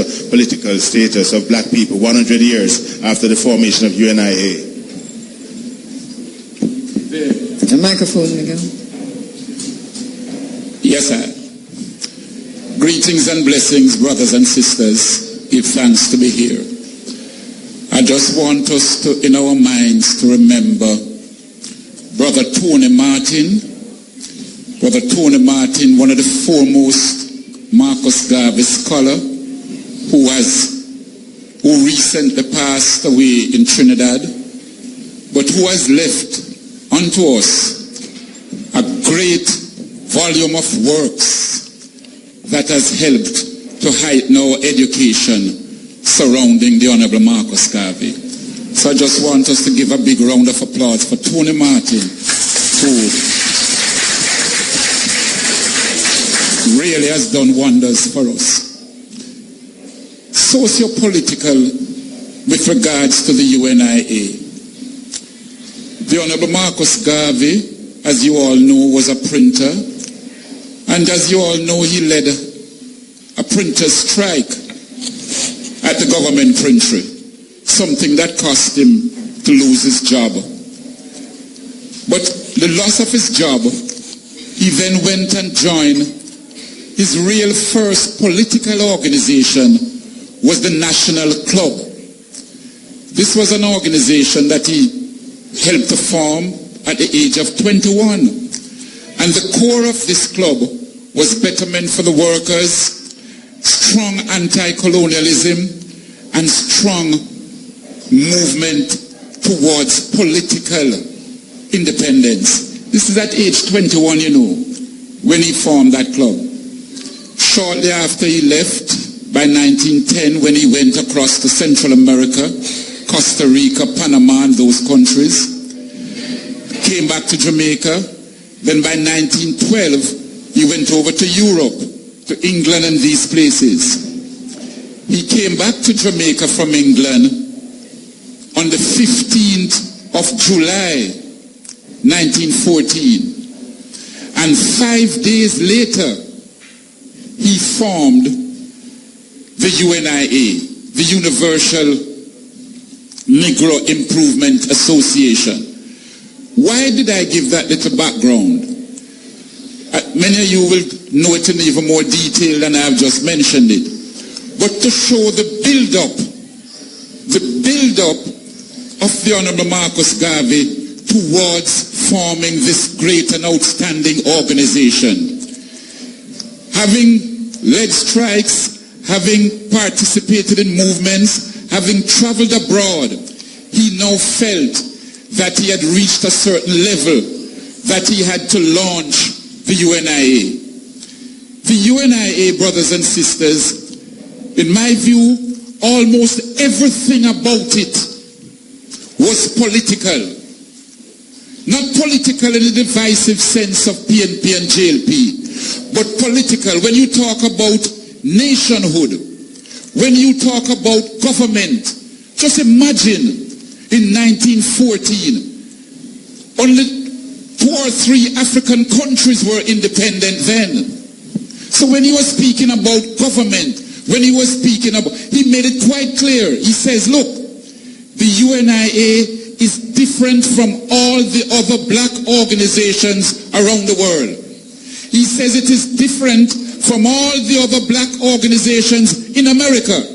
And he gave us a reason why he said it was different. He says all these other organizations are talking about black people being subservient to other governments. He says if you continue to agitate in America, you're agitating to a level. You will never go beyond that level.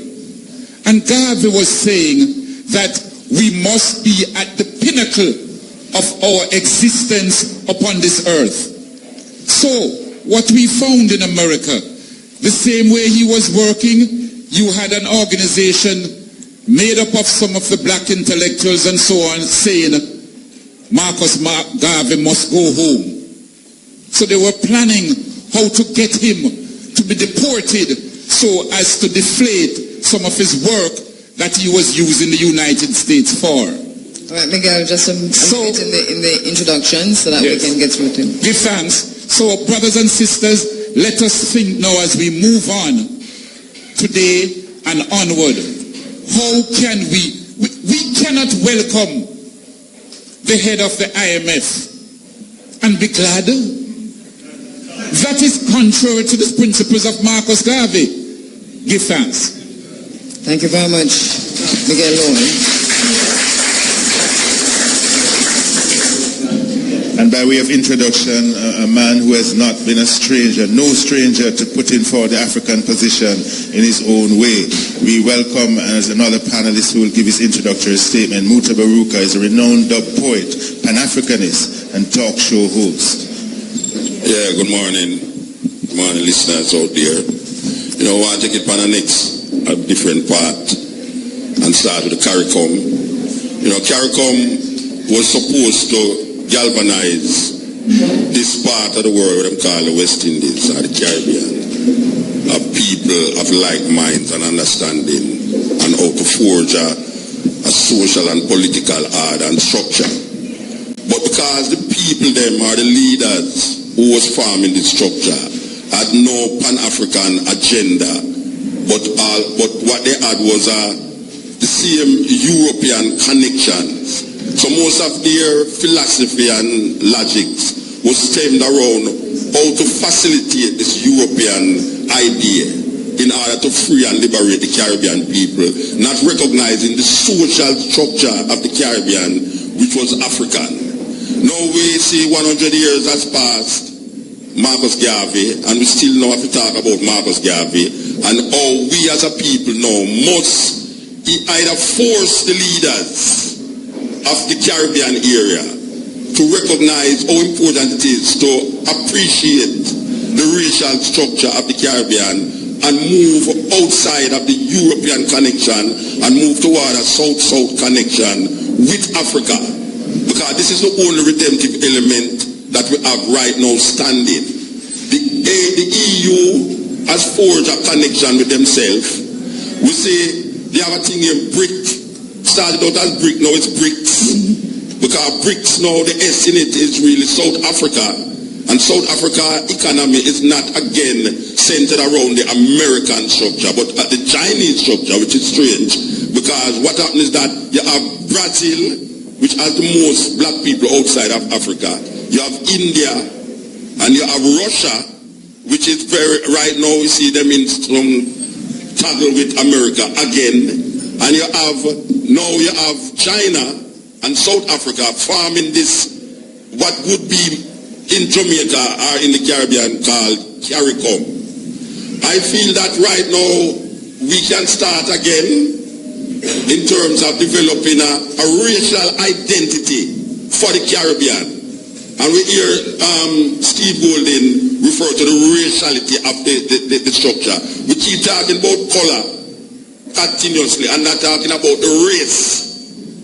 CARICOM is more African than any other thing in the Caribbean. And we must organize around race, because it is the race that is defining us, and it is the race that is causing us to be in such a strange and precarious position with economic, social, and political orders. So I am seeing that the leaders, because they say if the people lead, the leaders will follow.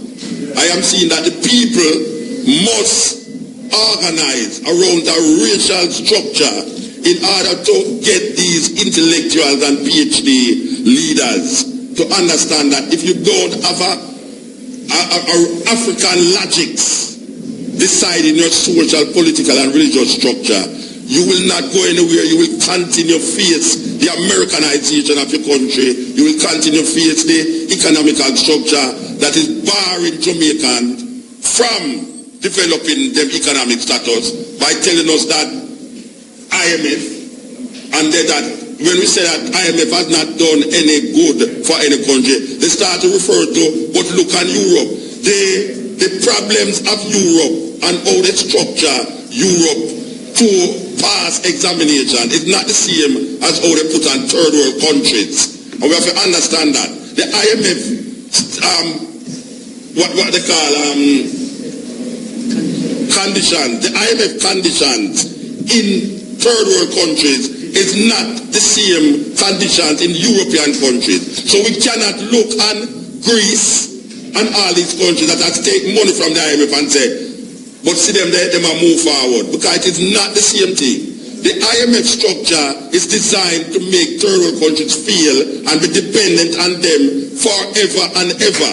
We as Jamaican people and CARICOM people And when we say CARICOM people, we're talking about all the Caribbean, including Trinidad, that have a majority of Indians there, because the same problem they have.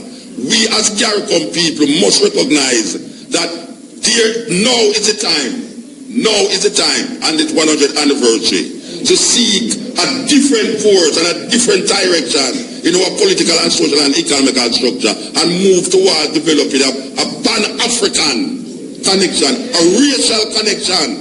Because even in West Africa... A minute, 30 seconds. 30 seconds. Yeah, even in West Africa now, the Western African countries is setting themselves outside of the European connection. The AU is setting themselves, even though almost paralyzed by Obama and the regime, it's setting themselves to move away from the European structure. We as Caribbean people must recognize our ability in history and how we shape ourselves in history in relationship to our connection with Africa in this time. Thank you very much, Mutabaruka. Thank you. All right, the discussion will continue after we've had all the opening statements. Two to go. Dr. Kheru. Well, I want to thank you, Sister Kheru, and IRFM for this opportunity to participate in the State of the Race think tank. And I am sure that Garvey would be proud of this initiative, because he said of the media, the function of the press is public service without prejudice or partiality, and to convey the truth as it is seen and understood without favoritism or bias. And I think you do that very well on this forum every week. And of course, I'm one of your most faithful listeners. And thank you very much, I really think it is time that we, take an unapologetic approach to how we do media in Jamaica, because if we shilly-shally and try to do the politically correct thing, we'll always be in denial of who we are. And I think this problem of our identity politics is central to what we have to think about in considering the state of the race, because politically we are more precarious than we were 100 years ago, in my opinion, when Garvey was carving out so many pillars, so many models that we have to our disadvantage disregarded over the years. And I think our political vulnerability is nowhere more evident than on one of the films that is shown right here at Liberty Hall, because I always take my students here to see what Garvey was able to do over 100 years ago with nothing that we have. He didn't have Instagram and Facebook and the internet and how many Androids and tablets and whatever that we have at our disposal. And he was still able to galvanize a kind of political fervor and passion that I think we're missing today. So that notion of who we are and how we leverage our identity to make us, find advantage as a people. I think we are missing the boat when we fail to put that at the center of our political economy and that kind of thing. And what Garvey had to say about this was that so many of us find excuses to get out of the Negro, and of course we'd say African in this time, the Negro race, because we are led to believe that the race is unworthy and that it has not accomplished anything. Cowards that we are. It is we who are unworthy, Garvey said, because we are not contributing to the uplift and the upbuilding of this noble race. How dare anyone tell us that Africa cannot be redeemed when we have 400 million men and women with warm blood coursing through our veins. The power that holds Africa is not divine. The power that holds Africa is human. And it is recognized that whatsoever man and woman has done, man and woman can do. And I think that's our charge, to identify what we can do to make our political and our economic and our social, mind you, our identity politics much more self-centered. Thank you very much, Dr. Imani Tafari Amma. Yes, and IRFM listeners, we want you to know that this is a great morning. It's 100 years to the day, the 20th of July, that we are here to celebrate. And let us not forget that when they decided to make the flag of Jamaica in 1962, they put black in it and had a negative connotation about the suffering of the people. Let us compare that with when the Ghanaian flag was being made, and Nkrumah, the Honorable Nkrumah, decided to put the black star line in the middle of the Ghanaian flag in honor of Marcus Garvey. We have done not enough to recognize Garvey in our own country. A prophet seemed not to be honored in his own land. At this time, the final panelist is Dr. Arthur Green, medical doctor, author and founder of African Liberation Movement, will speak and introduce his views of this social political status 100 years after U.N.I.A. Yes, asante sana. Thank you very much. Ujambo wote. Greetings to the people. Habari, Ghani. Greetings to the people. Today, 100 years since the founding of the U.N.I.A.ACL, in the name of all the ancestors and Garvey, we will speak the truth as given to us by history without reservation and without fear of the consequences. We are in a state where we are like the people moving with the emperor and the empress that were stark naked, and we were pretending as if they were wearing fine woven linen, and that little child said, "Look, they are naked." And that is where we find ourselves today. We have to face the truth. Socio means what is our state. Many of us are here without even a cup of tea from morning, and it goes right through the country. So the social condition of the country that we state, many of us are here without even a cup of tea from morning, and it goes right through the country. So the social condition of the country that we find ourselves in a state of poverty, not only pecuniary poverty, poverty in terms of literacy, culturally, and in every other form, spiritually, scientifically. Politically, politics only means that persons who are there to determine the policies that should be in our own best interest. This is not the case today. Now, Garvey posed a question like this almost 100 years ago, and when he looked at that time, he said, the black race is in a state of confusion, practically without any unity of purpose or common objective. Now, Garvey's observations still remain today, and that is the challenge that we face. First of all, we have a problem of identity, and if we at this stage cannot identify ourselves, then we are in serious problem, because what has been foisted upon us is what is known as multiculturalism. So the Chinese who is born here in Jamaica has no problem by saying, "I am Chinese." The Indians have no problem in saying, "I am Indian," and we admire that. But when it comes to us as Africans, we now claim that we are Jamaicans. Now this is madness. And in the last 52 years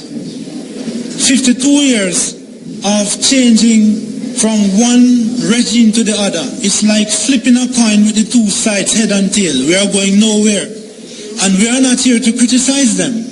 What we are saying, Garvey was a man of critical thinking. Therefore, the challenge to us is to think and unite, find ourselves common objective and purpose around which we can rally and form a third force which will be acting in our own best interest. All right, thank you very much, Dr. Arthur Green. As the crowd continues to grow here, it looks like it might be standing room only. We see that now in the the center here at Liberty Hall. The drumming is continuing in the grounds of Liberty Hall in the yard where Profai and the Nyabingi drummers have been drumming continuously throughout the night, and you can hear that thumping in the background. We're a little way off from it, but they have been drumming all night. We are coming to you live. It is an important occasion. It is 100 years since Marcus Mosiah Garvey founded the U.N.I.A. and ACL. Our question this morning: what is the state of the race 100 years later? Should we be concerned? Should we be optimistic? How do we move forward?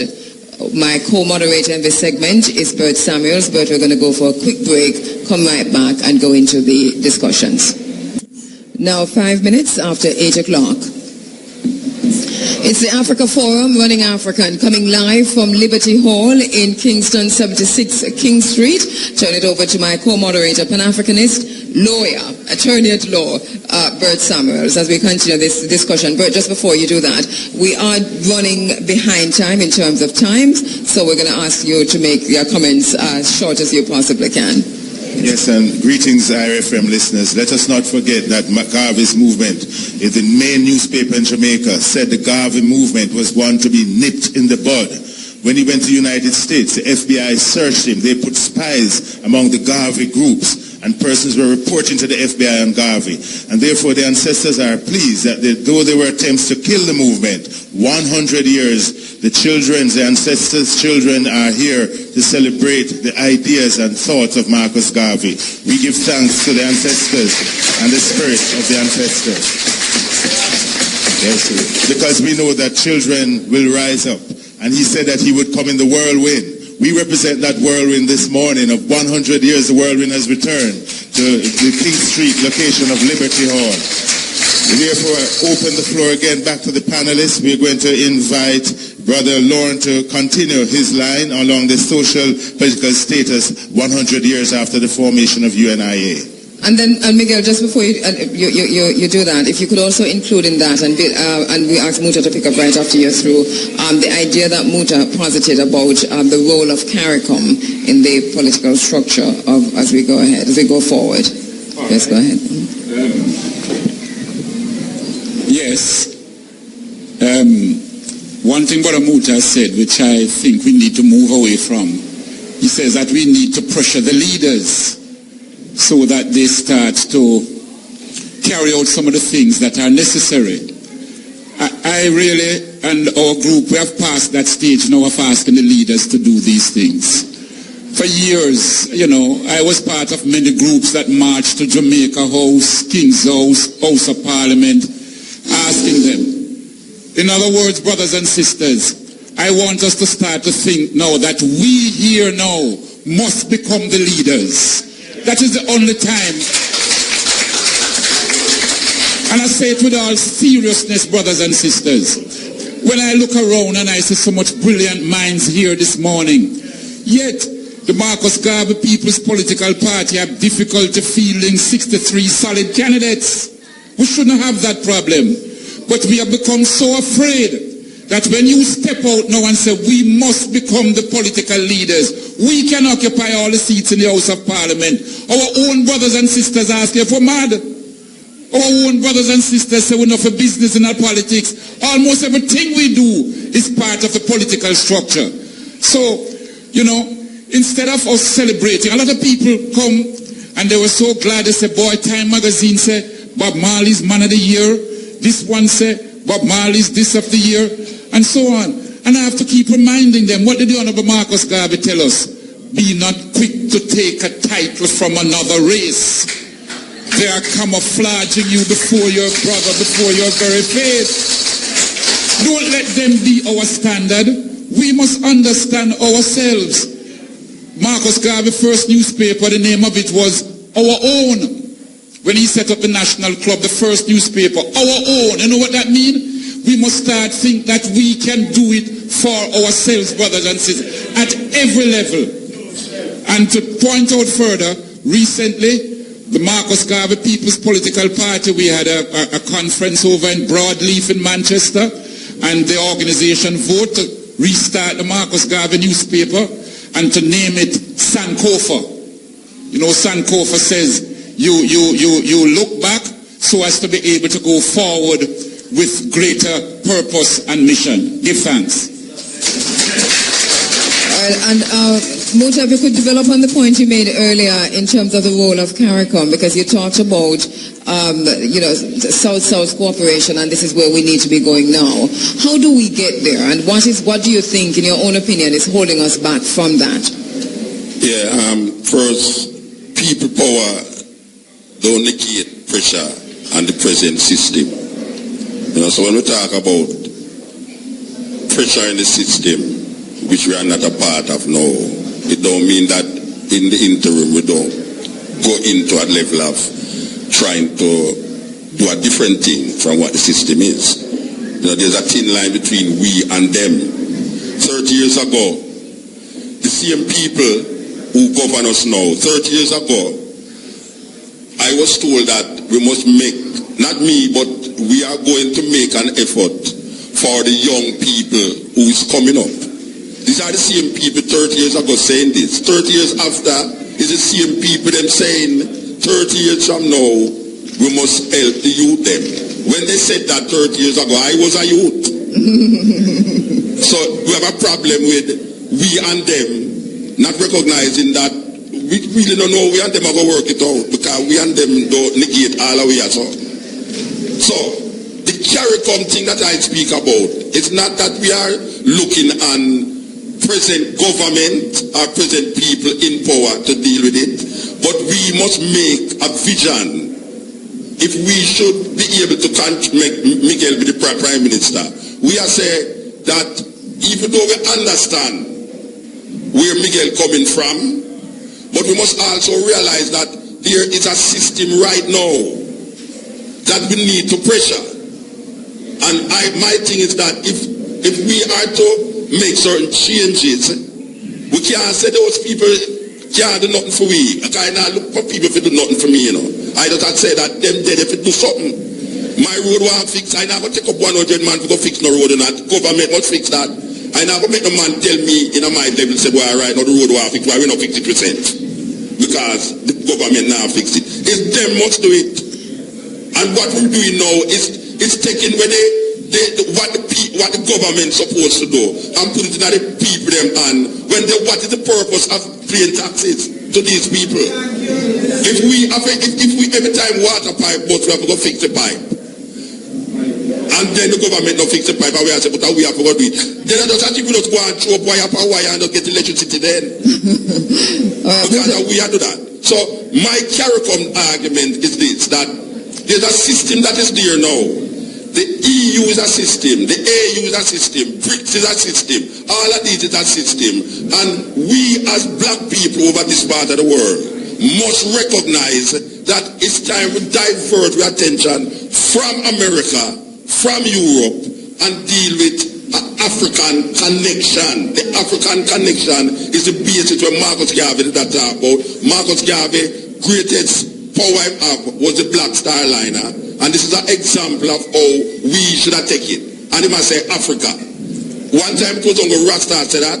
Now we are saying that most ones know that I wanted looking for a Pan-African perspective. We must not lose sight of the Pan-African perspective. And we must pressure these people to recognize that, look here, Africa is where the thing lie, all right, yes or no? It's not Europe. Let me throw it to Jerry, because Jerry, I know one of the phrases you use all the time, which I talk about myself on my own program, which is a critical mass. And you talk about leadership and how leadership is viewed, not just in Jamaica, but wherever we are as black people. Is this also a fundamental issue that we have to deal with in terms of how we view leaders and leadership? Yeah. And gaining that critical mass for change? Your microphone. No, you have to prove yourself trustworthy before you can get on a political momentum. I'm not afraid. I'm not afraid of no Rasta bread, no Rasta sistering. Or I'm not afraid of no Muslim. No one I'm not afraid of. You're no bad man still now. You have to prove yourself trustworthy before you can get on a political momentum anywhere in the world. And I don't want to talk about myself more. I don't have no links with no GLP and no PNP. I don't have no obligation to Portia Simpson or Peter Phillips. I'm a good person. I have no links nor no obligation to him. No one in Labour right or no way. My obligation and links is with the African people and the other people who can respect the Chinese and everybody. You have to prove yourself trustworthy, not me, you know. All of us, many of us. Because if we're going to gain political traction in this country, and we will do so, is numerous individuals we will prove ourselves politically, not only political, we will prove ourselves trustworthy. People will come from community all over Jamaica, all over the diaspora. We prove ourselves politically trustworthy in the different places where we come from and where we're familiar. And then people moving together, not the critical mass. You know. Critical mass is always a minority, you know. But it's enough to move everything. If you're not politically trustworthy, if you're not personally trustworthy, you're not getting no momentum. Why the People's Political Party? How come there's no cooperation between the People's Political Party and the so-called U.N.I.A.? Because it's some personality when not accountable to no member, or some personality who have some status and believes that them status can carry them. You have to choose, you have to find yourself trustworthy. All right, Jerry, we have... Many of you all both link up, doing business with one another, playing football with one another, on a pick me and marry one another, and you're trustworthy. You will get us some momentum in this country and all over the world. No personality. All right, we have representatives on both. No, you need a microphone. No personality. Now go dominate the African people. You're back with your personality. All right, hold it there, Jerry. Hold it there, Jerry. Rules going to dominate. Ideas going to lead. No personality. We don't have no obligation to no Portia, no Andrew Wallace, no JP, no JP, none of them. We're going to segue from that. We're going to segue from that, Jerry, as you talk about ideas. As Jerry talks about ideas and the fact that ideas will rule. I mean, this is a point you made earlier, Dr. Imani Tokai Ama. I think this is where you also went in terms of ideas and that ideas will rule. How do we get there, though? Because to me, it appears as if the ideas are, floating around there in many different areas. I mean, look at this table, and all of us at one time or the other have hosted all kinds of programs, all kinds of events, and we have participated in many different fora and symposium and so on, but at the same time we keep talking about the same ideas. Stephen Golding talked about it this morning. We haven't come far enough from 100 years ago in terms of where we need to be. How do we politically, your own views, bearing in mind what we heard about CARICOM, ideas, leadership and so on, how do we politically move this agenda of African liberation forward even after we leave here today? Well, we can't do the politics without the economics. And what amazes me about Marcus Garvey is that no matter which topic you'd like to think about, he always had something to say about that. You could always have a quotation from Marcus Garvey, no matter what political, ideological, social, or even gender, for that matter, perspective that you wanted to come from. And he talked about preparedness. And I think we are woefully unprepared for the magnitude of the task that lies ahead of us. And it's shameful because of the roadmaps, the various models that Garvey already left blueprints for us to look at, to model and to follow.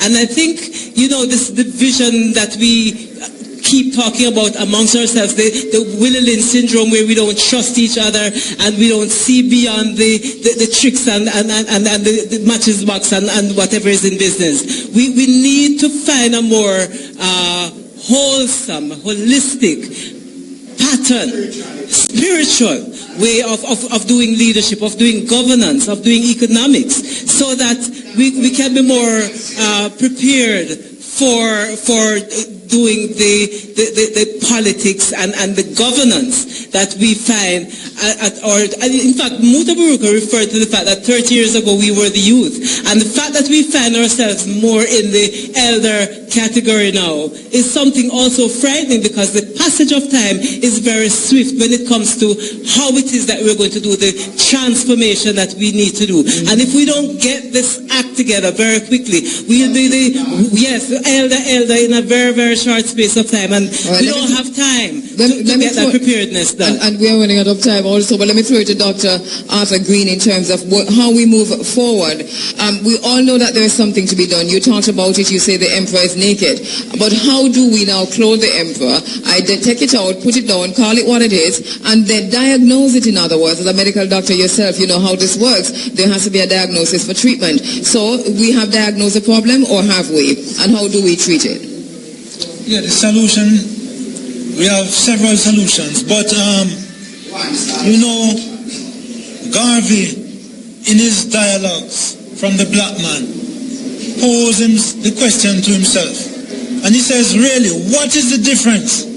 Why are the other races progressing, and why are we lagging behind? You realize he talked about unity, and he talked about the state of mind. The mental state and critical thinking is what is going to get us out of the problem in which we are. And we don't want it to be just theoretical. Let us deal with the practical. The libraries of this country are still free. Encourage the children to go on to the library during the holidays. Go to the library and read. In the classrooms, the children who are good at a certain subject, if one child is good at maths, he can help the other one who is not so proficient at it. So simple things are there that we can use and going on. Now, at this point in time, we must realize that we are also find ourselves in a state of mental paralysis. And that is where the church comes in with the state. The church comes in with the state. And if anybody should tell you that it's a blessing to be poor, then such a one should be sent to Bellevue immediately. The only thing that poverty brings us is misery. And we have no reason to be poor in this small country of 2.7 million people. Now, Garvey told us about economics. And what is in the air is now the whole legalization of marijuana. And if this is one of the avenues besides tourism that will help to liberate us economically, then by all means, let us unite around it in the legal way and seize it to bring ourselves out of poverty. All right, thank you very much, Dr. Arthur Green. Of course, as we said earlier, all these areas that we're looking at, these subgroups, they are connected. We talk about education, you have to talk about the politics, the socio-political situation. You talk about that, you have to talk about the socio-economic situation. And of course, security at the very top of the list too, in terms of how we move forward as a race. Muta, can you bring this segment of a discussion together, pull it together with how you yourself see us going forward politically? I understand the role of CARICOM. I understand what the connection you're making to the BRICS and so on, with South Africa in the BRICS. But this aside, wherever we are as black people, politically we are at the bottom of the rung of a ladder. How do we pull ourselves up by our bootstrings from there, if we have to?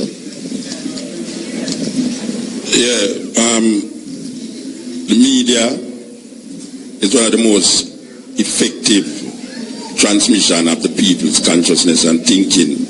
And I think that we don't reach a stage yet where we use the media to liberate the people's mind. I mean, we have programs that doing it, but with 20 different radio stations playing the majority of time music that don't even have no consciousness in it. It's really a warped mentality that perpetuates this degradation on the minds of the people. So when we hear about media, I am seeing that we should use the media more effective for change. That is the purpose of it right now. I mean, we understand about other things and entertainment, and we're not negating entertainment, but we're reaching a crisis now. We are at war. And we have to study the art of that war and how we're going to use it to liberate ourselves. And if we don't say the media take the space of the guns and the bombs now, or even tying a bomb by yourself, the media is more effective. Them used to tell us that the pen mightier than the sword. I would say that men who create war don't go to war. Them right. So I am seeing that Miguel, Jerry, and the sister, everybody who have a microphone in front of them, every time, most of the time, should use that to liberate the minds of the people. All right, thank you very much, Muta. Thank you very much. As we bring this segment to a wrap, let me just quickly remind you, this morning we dedicated this program in a way to the ancestors, to those upon whose shoulders we stand. And then we identified two persons who are still living and talked about them starting a black think tank, Dr. Julia here and Dr. Nathan here. And one of the things that they talk about is the idea of black leadership as opposed to leading blacks. And they have pointed to the idea of leading blacks as being the bane of the African existence, in that an African becomes successful, but it's not. One author talks about, only the black woman can say when and where I enter, because as you enter, there the entire race enters with you. But I'm not quite sure that we have bought into this concept of when we enter, we're carrying a race with us. And so they talk about black leadership as opposed to leading blacks. And I think that has a place when we talk about our own political advancement, whether we are leading blacks in politics or we are studying and acting within the idea of Mwalimo Marcus Mosiah Garvey of black leadership. Yes, we just want to remember that Marcus Garvey founded the largest black movement in history. A country boy coming to Kingston at age 14 had to leave school because he had to support his parents. All those things were drawbacks, but Marcus built on his own belief in his race. We want to give thanks to the ancestors that a son who came here in the bowels of a ship has brought a nation to where it is today. And we want to make sure that we bring it forward. We can't forget the Honorable Walter Rodney, who when he sought to Ghana and go into the Rastafarian community, and he left the island to come back, the government at the time stopped him at the airport and didn't allow him to come back into the country. We can't forget, and we can't be naive about those who have sought to get black unity, political unity, what they will do to you. They tried it with Marcus, they tried it with Honorable Walter Rodney, and we know that we can't be naive when we are saying we need black leadership. Thank you very much. And we have to do this, pardon me, because we are broadcasting live on the 107s and we are also streaming live on the internet. So we do have to do this that I'm about to do now. Listen up. Top draws, dollars, pick 2, pick 3, pick 4. Cash pot, and the early bird draws are up next. We're going to take a break, throw it to you in the studio, Shane Clark in the studio, and you go right into cash pot and take it back to us, all right, and news. Thank you.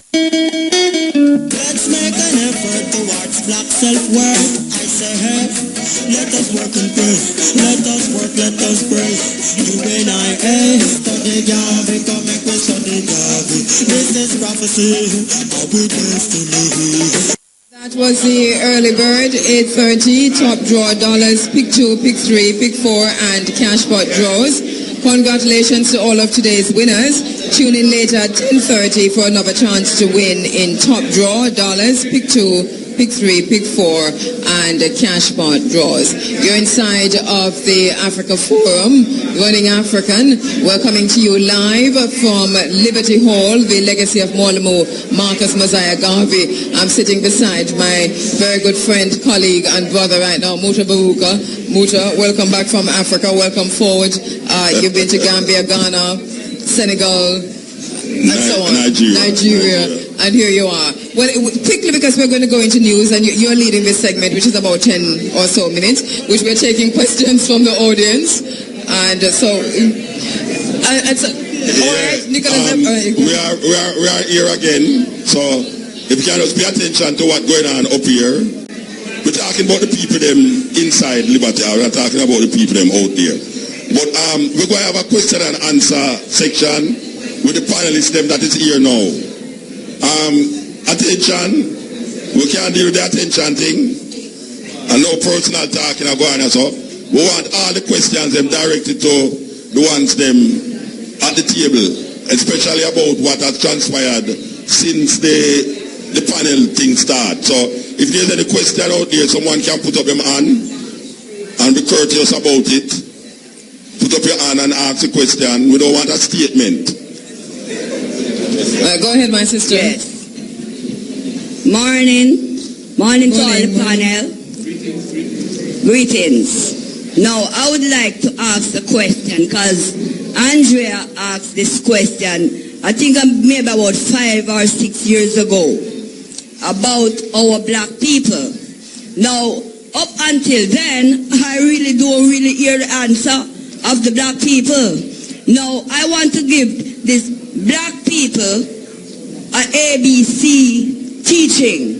No, hold on. You can't get teaching, no, the question. Yeah, just a minute. Just no, but it's a question I want to ask. It's a question I want to ask. The question I would ask is, how would you prepare a black people so that they can stand up in honor and dignity? All right, thank you very much. Anybody at the table want to take that? Jerry? Believe this now. Most of the people here have a voice through the media. Brother Becky, they've invited him from the media all the while, so I've been doing another program, still have a voice through the media, Dr. Green. It is our duty here to make our people know, say, you have to stop shy and talk about, business with politics. We're not busy with JLP and PNP, but we're busy with our representation, and we must start drum that in our brethren and sisters. Tell what, man, stop afraid of them Rasta brethren and Rasta sisters, I say. You're a politician, but we are the holy Rasta. So, you understand, there's a little tendency to say, well then, if you talk about political representation, it's a lower farm animal, a joke you make. I listen as a farm the OAU. And when him farm the OAU, him say, him come to Jamaica and say, when we farm the OAU, I made special request that Jamaica can become a member of OAU and have political representation in there. We will stop shy talk about them thing there. And because we're shy to talk about that, you're going to look to Portia Simpson and Andrew Wallace. All right, thank you. Golden and PJ Paz. Thank you, Jerry. Yeah, question? Yeah, on the question of identity. Yeah. Do we really want better conditions under the colonial order? Or do we want to be full free? Because the position here that most of us around here don't want to be really full free. They want to align themselves under the order. And other persons like myself don't like that. I want to be full free, so we want to set up the party. We heard your question loud and clear, my brother. Brother Miguel, you want to take that one? No, as he said. Microphone? Yes. As he said, that about full free. The book I'm reading now, which I just brought along, the title of this book is Freedom to the Free. In other words, even after people were freed in the United States, they realized 100 years later, the president realized 100 years later, that they had no freedom. So he commissioned a group to look into why it is that even after emancipation in America, 100 years later, the freed did not have freedom. And that is what I think he's gearing at in terms of freedom to be free. Or full free. Looking here, and looking at this group now, and I said to myself, I would take it, one, that all of us here in this room supports the U.N.I.A., that we support and we would want to see continue the Marcus Garvey movement of the U.N.I.A. Am I correct in that view? Right. So, brothers and sisters, if we can all join, because one way of fulfilling our mission is that we look, having joined the organization, you look at the objectives of the organization and we work towards those objectives, and in my view, we would be fulfilling the mission of the Honorable Marcus Garvey. I think we can take only one more question. Okay. Greetings. What are we doing about the state of the plastic in our environment as we move forward in this day and age? Plastic is all around, and as it is contributing to the environment in a negative light. All right, we're hearing your question, sister. There's a medical doctor on the panel, Dr. Arthur Green. Do you want to take that question quickly? You have just a minute to answer before we go into news and sports. Yes, sister. Plastic may be useful, but it is very harmful to the environment. The environment as it is being polluted because the half-life of a lot of these materials is decades, sometimes even hundreds of years before the earth is able to consume them. So what we have to do is to start in our community by collecting these things and also forcing the agencies to recycle them. Right, so it's about education, educating the youth and the community in general that these things are not to be used willy-nilly to pollute the shores, the oceans, and the earth, the soil, but that we should use them, collect them, and recycle them. Yes, sir. Yes, and you know that we still need to educate the masses of the people about the difference between plastic and rubbish. You understand? Because we keep mixing up all of them and then dump all of them and burn it, and then we create problem. Anyway, next question. One more question. Quick question. Yes. Yeah, give thanks, Majesty. I have two questions. The first one is, one quick question. When are we as a people going to have a media, as you say, the media is very important, a radio station which is fully livicated to deal with the black liberation? All right. Mucha, you want to answer that? Yeah. When we can collect the money from like the Nyabingi councils and the different organizations that shocked up to liberate the people, if we can galvanize the money, and we used to sing a song where the money there, you know, if we can get all the money there together. So as a man, Nigos, as a man who manipulate the networkings and things, maybe you can really galvanize some people to deal with that, you know? Well, Bob Hunter, on Twitter, I think it is, says, I would like to know of the bank account of the organization in which funds can be sent to support the cause and political campaign. So, that's Bob Hunter. All right, we have to go to news and sports, and we come right back to look at the security status of the race 100 years after, and then right after that, we'll be looking at the socio-economic status. We see from the Jamaica National Heritage Trust, Chairman Ainsley Henriquez has joined us, and he will be on the panel looking at the socio-economic status. Say hello also to my very good friend from the University of the West Indies, Dr. Tunde Biwaji, in the house. Back to you, Shane, for news and sports. Red, black and green in the minds of these youth. I say, hey, let us work and pray. Let us work, let us pray. U.N.I.A. Thank you very much. We're back with you inside of the Africa Forum, Running Africa. Let me welcome you again on the 107s, 107.1 all the way to 107.9. We're broadcasting live from Liberty Hall, 76 King Street in Kingston. It's the 100th anniversary of the founding of the U.N.I.A. and ACL, and we are discussing today the state of the race 100 years after. Let me also welcome you on the internet at IRFM.net. We're streaming live at the moment, and I don't know if you who are watching on the internet, and Mark can indicate to me as to whether or not those who are watching on the internet can actually see the crowd that is here, because we are operating with below 3 cameras, but but you can still get an idea of what's happening here at Liberty Hall. We're into the final 2 segments. I want to welcome those who have just come in terms of panelists, and we see Minister Omar Davies, who we mentioned earlier, Joining us in the audience, he's going to be a member of the final panel looking at the socio-economic status of the race 100 years later. Also in the audience, the Reverend Dr. Marjorie Lewis, who has joined us for that discussion also, which will be co-hosted and co-moderated later on by Professor Rupert Lewis.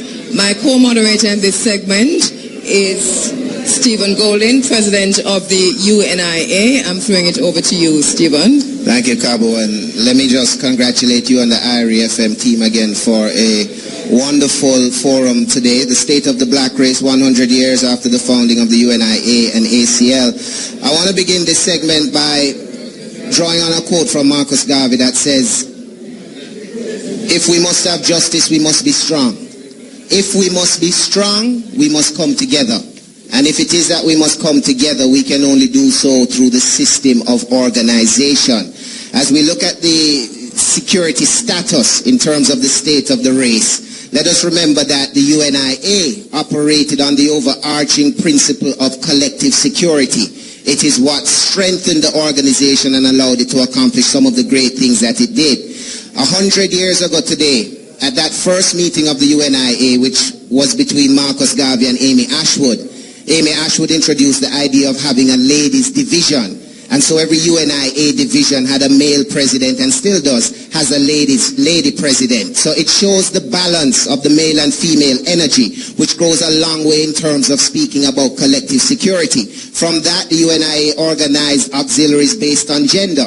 The African Legions, which was the paramilitary arm, about collective security. From that, the U.N.I.A. organized auxiliaries based on gender. The African Legions, which was the paramilitary arm, was for the training of young men in military skills and other skills. The Black Cross, which brought the women together to provide health services and relief in times of disaster to the community. The Motor Corps, which was for transportation, the movement of goods and services. The Black Star Line, which was to be the Navy, as well as the juveniles, which provided for the education of our children. I say all of that to give an example of how the U.N.I.A. practiced this collective security using the strength of their mass to create auxiliaries and groups that would serve particular functions. Let's welcome the other panelists now. We have Bert Samuels, attorney at law, member of the National Commission on Reparations, Pan-Africanist. We have Mutabaruka back on this panel here, journalist, activist himself. There is also Patrick Beckford of the 12 Tribe of Israel, and of course Brother Clive Muhammad, who is the leader of the Nation of Islam here in Jamaica. Welcome, gentlemen, as well as Lady Sonia Harris, gender and social equity specialist, farmer and community organizer. Good morning, Sonia. Can we start with the ladies first? In terms of security, the security status and the state of the race 100 years after the founding of the U.N.I.A., where are we and how are we?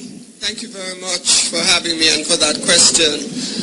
I think 100 years later, we are in a worse position in terms of our individual security and our collective security. The last time that we had a sense of ourselves as a nation, as a sovereign people, was in fact when the U.N.I.A. was formed and for the 20 years of its operations after that. Since then, we've had sometimes in the 1960s, for example, the Black Power movement, the Nation of Islam, the 1970s when we flirted with democratic socialism, we mean in the country of Jamaica, the 1980s when Grenada flirted, I say flirted because these all failed, flirted with socialism. And it is interesting that the instruments that were formed after all of these movements, after the U.N.I.A., after the weakening really of the Honorable Marcus Garvey, after the Black Power movement, after Jamaica and Grenada, then they started to create new structures with some pretty names, like the Caribbean Basin Initiative, the Caribbean Basin Security Initiative, even the World Trade Organization, AFRICOM, and now the IMF. So these are actually not just sitting in Washington and saying, let's try to control the world. They are in response to the fact that black people can and to stand up for themselves as a nation. But in the last 30 years, I would say that our sense of sovereignty as a people has been severely diminished. Even Peter Phillips agonized over this last year when he came to sign the first agreement with the IMF. He agonized over the loss of our sovereignty as a people, as a Jamaican people, and as an African people worldwide. We have more puppet governments than we have governments that stand up for the people. Our policymakers do not protect us. They sign on the dotted line. These instruments that I mentioned are mostly designed in Washington and in Europe, and we are asked to sign on the dotted line. They're not designed in collaboration with us. So these instruments are the new structures to enslave us. And it is working. It is working because they come under the guise of trade, they come under the guise of security, but they're really protecting their own interests. And whose interests are we protecting? We are protecting their interests also. So we're selling out ourselves. Now, on the ground, there's always a level of consciousness and a movement for independent thought and independent action. The women, for example, in the 80s decided that they would not just become free zone workers. Some of them did, and some of them became members of the informal economy and began to travel the world with their trade. This shows the strength of our women. There are independent-minded women among us who will always find a way to act on behalf of their family and their community. All right, Sonia, we're going to pause it there for your opening statement, and we obviously going to come around again to have the discussion. Bert Samuels is our next panelist. Yes, greetings again. I've changed role, but I just still one God, one aim, one destiny. Marcus said that, whichever place you find me. Yes, and I think having been introduced as a member of the Reparations Commission of Jamaica, I have to also stick in this, the whole plan that reparations, we are due to the day after slavery. We were sent away from the cane fields. We were placed into nothingness and poverty, driven to the worst parts of the lands in Jamaica. And we are now sitting on the Reparations Commission, which ties into Marcus Garvey's teachings and philosophy, that we should be paid for the time that we were in bondage in Jamaica and we were impoverished. That is a big part of the Reparations Commission.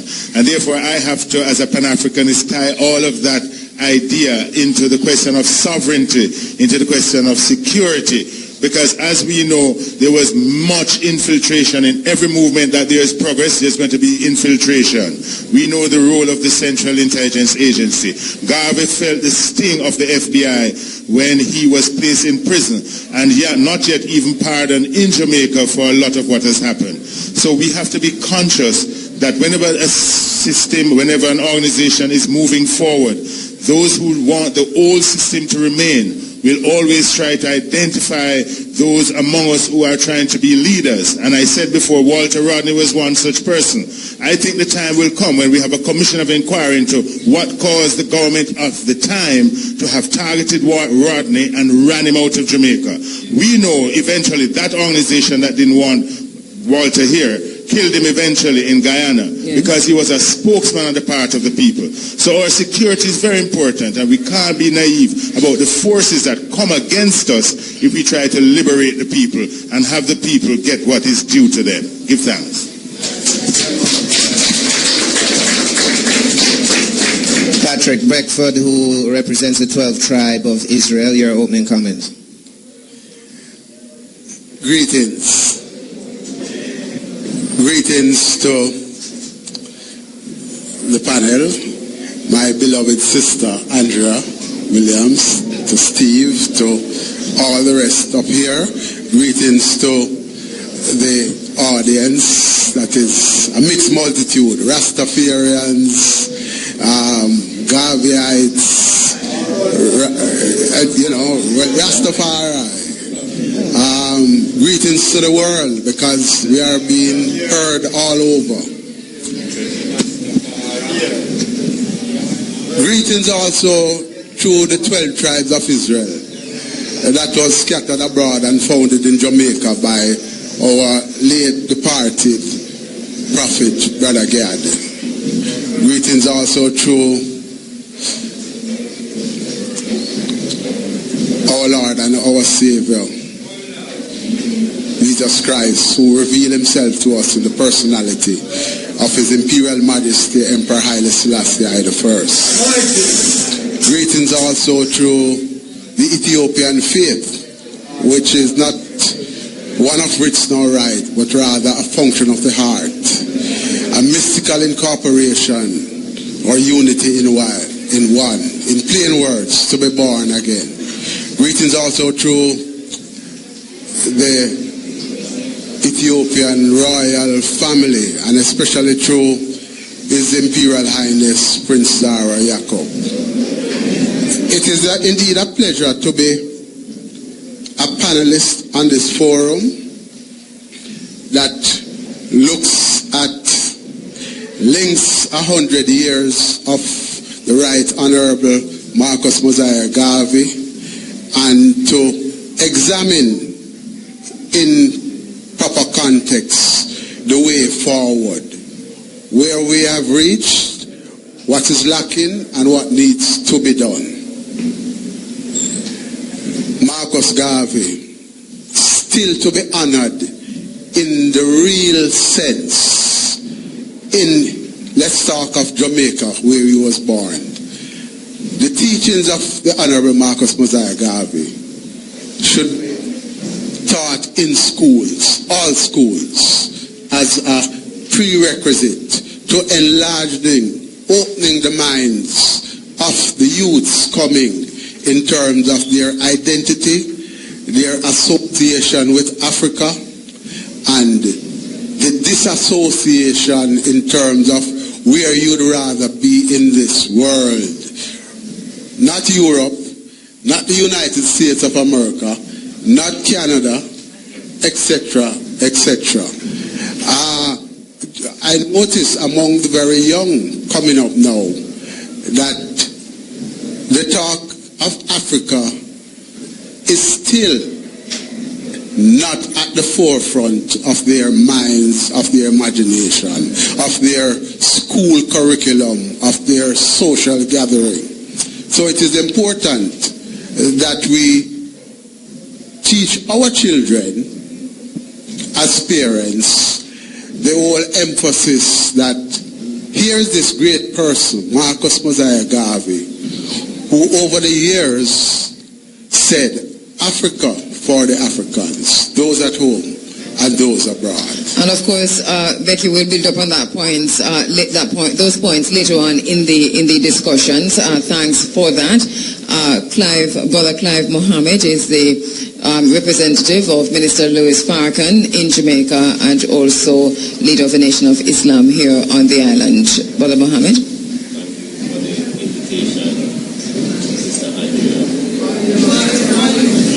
Assalamu alaikum. Can you hear me now? Thank you for the invitation, Sister Nadia.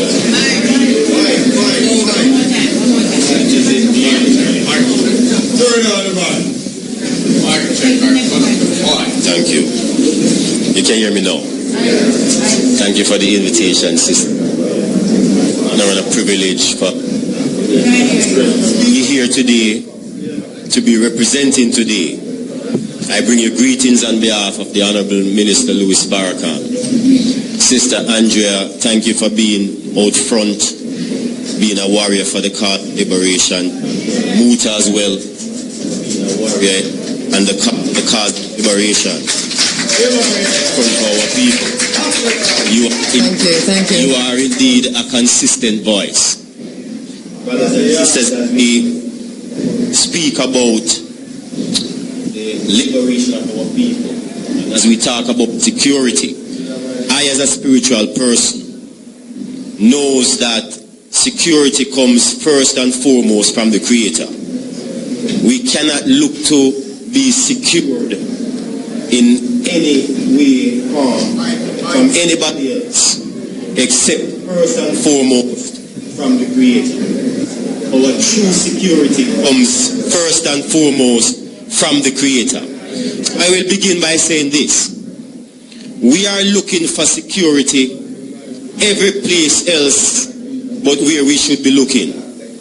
We are looking for security from everywhere else but to whom we should be seeking security from. Security is a large word and a broad word. Now, there is political insecurity in Jamaica. In Jamaica, our people are not secured politically, and neither do we feel secured politically. There is economic insecurity because the masses of the people are crying out for food, clothing, and shelter, the basic necessities. So there's great insecurity with food, clothing, and shelter. Politics, economics, the educational system. The educational system is not our own. The educational system is a colonial educational system. The political system is a colonial political system. We can take it or let it alone. We are dealing with actual facts. As Jamaicans, we know that we are a farmer colony. Are we a farmer colony or are we still colonialized? When we go into parliament, who do we give credence to? Queen Elizabeth, is that right? So the first thing that we need to start doing is to free ourselves from colonialism, from neo-colonialism, from political colonialism.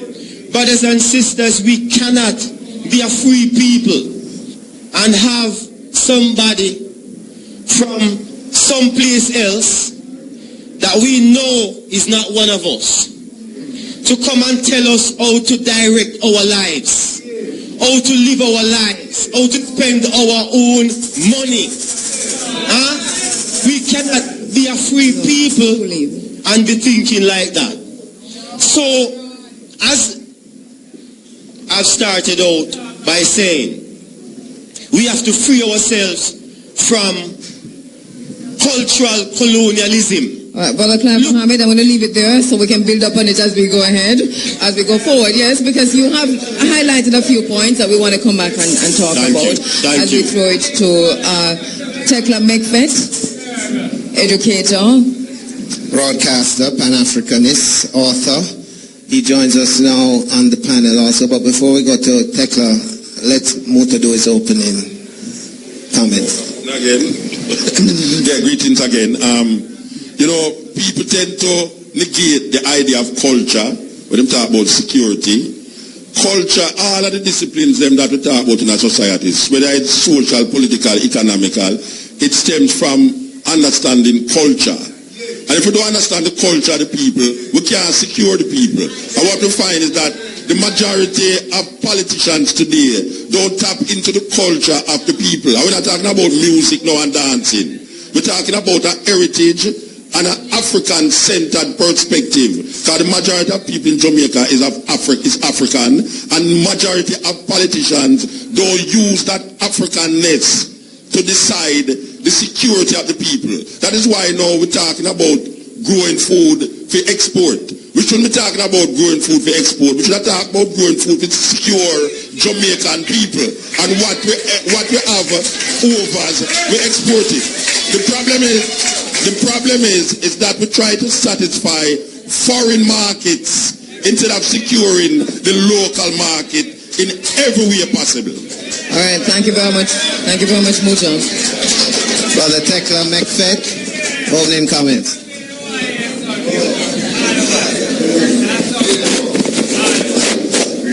Can you hear? Okay. Can you hear me okay? All right, good. Well, I've come in right in the middle of things. I've been traveling all night. Our security is in our Father. Our Father is the Creator. security is in what I come of, where I come of. I come of Ethiopia. I greet the one who greeted the expectation of the king. I greet Marcus Mosiah Garvey, who knew that there was to be a king, and he would prepare in large measure the way for the king. Who is the king? Rastafari. Of the first land, of the first earth, Ethiopia, the whole world, the king, a way prepared by John the Baptist, Marcus Mosiah Garvey. It is for this reason, we being the first people, and when things go wrong in the world, you go to your mother. The mother is Ethiopia. And I want today to make a link between Marcus Garvey and the words of my father, Haile Selassie. But first of all, I would like to say something. I am most uncomfortable with the use of the word black. I'm African, I'm Ethiopian. Anytime you use the word black, there is a reference to white, as if you're taking your reference from that source. And it is in this very way, in your planning of economics and politics, all the structures, all the things in the universities. That's why I had great discomfort in university. Didn't you realize it, Rupert Lewis? Why I was so uncomfortable? They wanted you to speak in this strange language coming out of Princeton and Yale to justify social sciences as a science. The only science I know is the logic of creation, the logic in nature, the logic in rhythm.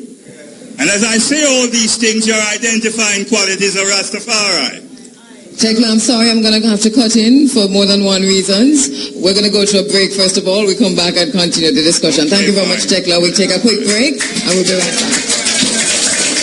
Shane, thank you very much. We are indeed coming to you live from Liberty Hall, the legacy of Mwalimo Marcus Mosiah Garvey, my co-host in this segment as we discuss the state of the African race. And I do agree with Tekla Mekfet on the use of the word. And I know that my brother Stephen Golding is going to be saying African in a minute or not Negro. Stephen, it's over to you. I agree with Tekla to the point that black is a color. And there are black people in this world who are not of our race. I would go with African, but unfortunately Garvey said in 1939 that word African had been hijacked. And so we have white South Africans now, and we have Arab North Africans who are defined legally in their own passport as Africans. So hence we stay with the word Negro. As Garvey said, the best word to define us. When you use that word, everybody knows exactly what you're talking about. I do want to open up with a question though, to our panelists, and in particular Attorney at Law Bert Samuels, on the issue of reparations. Because given our history here in the West, and we know how we were brought over the institutionalization of slavery, the Willie Lynch methods that were used to pit us against each other, how much this led to undermining our security as a race is something that needs to be examined. But in 1918, Marcus Garvey sent a petition to the newly formed League of Nations, 1918-1919, after Germany, having lost that First World War, were stripped of their African colonies. Garvey sent a petition asking that those colonies be returned to the race through the organization of the U.N.I.A., which of course he was denied. In 1920, the U.N.I.A. held a conference that declared 52 rights of our race. Among those rights, which he advocated for, was the right to unlimited and unprejudiced education forever, and the right to travel about the world unmolested. And he condemned those nations who made laws, immigration laws, that restricted the movement of the African. He also said that as a race we have an inherent right to possess ourselves of Africa. I want to pose the question as to how much these actions and these strategies of Garvey are being examined by our Reparations Commission. Because if we're talking about reparations in terms of payment for services rendered, which we suppose is another way of shoring up our security. One of our greatest drawbacks is the economic state we find ourselves in as a race. How much are we considering these strategies of Garvey, or are we just looking for a paycheck, and how would that work? Because our race now has been so spread out. If we're dealing with governments of the Caribbean, for example, that does not necessarily represent the race. And the reparations argument is something I believe needs to be made on a racial basis, not on a geopolitical basis. Bert?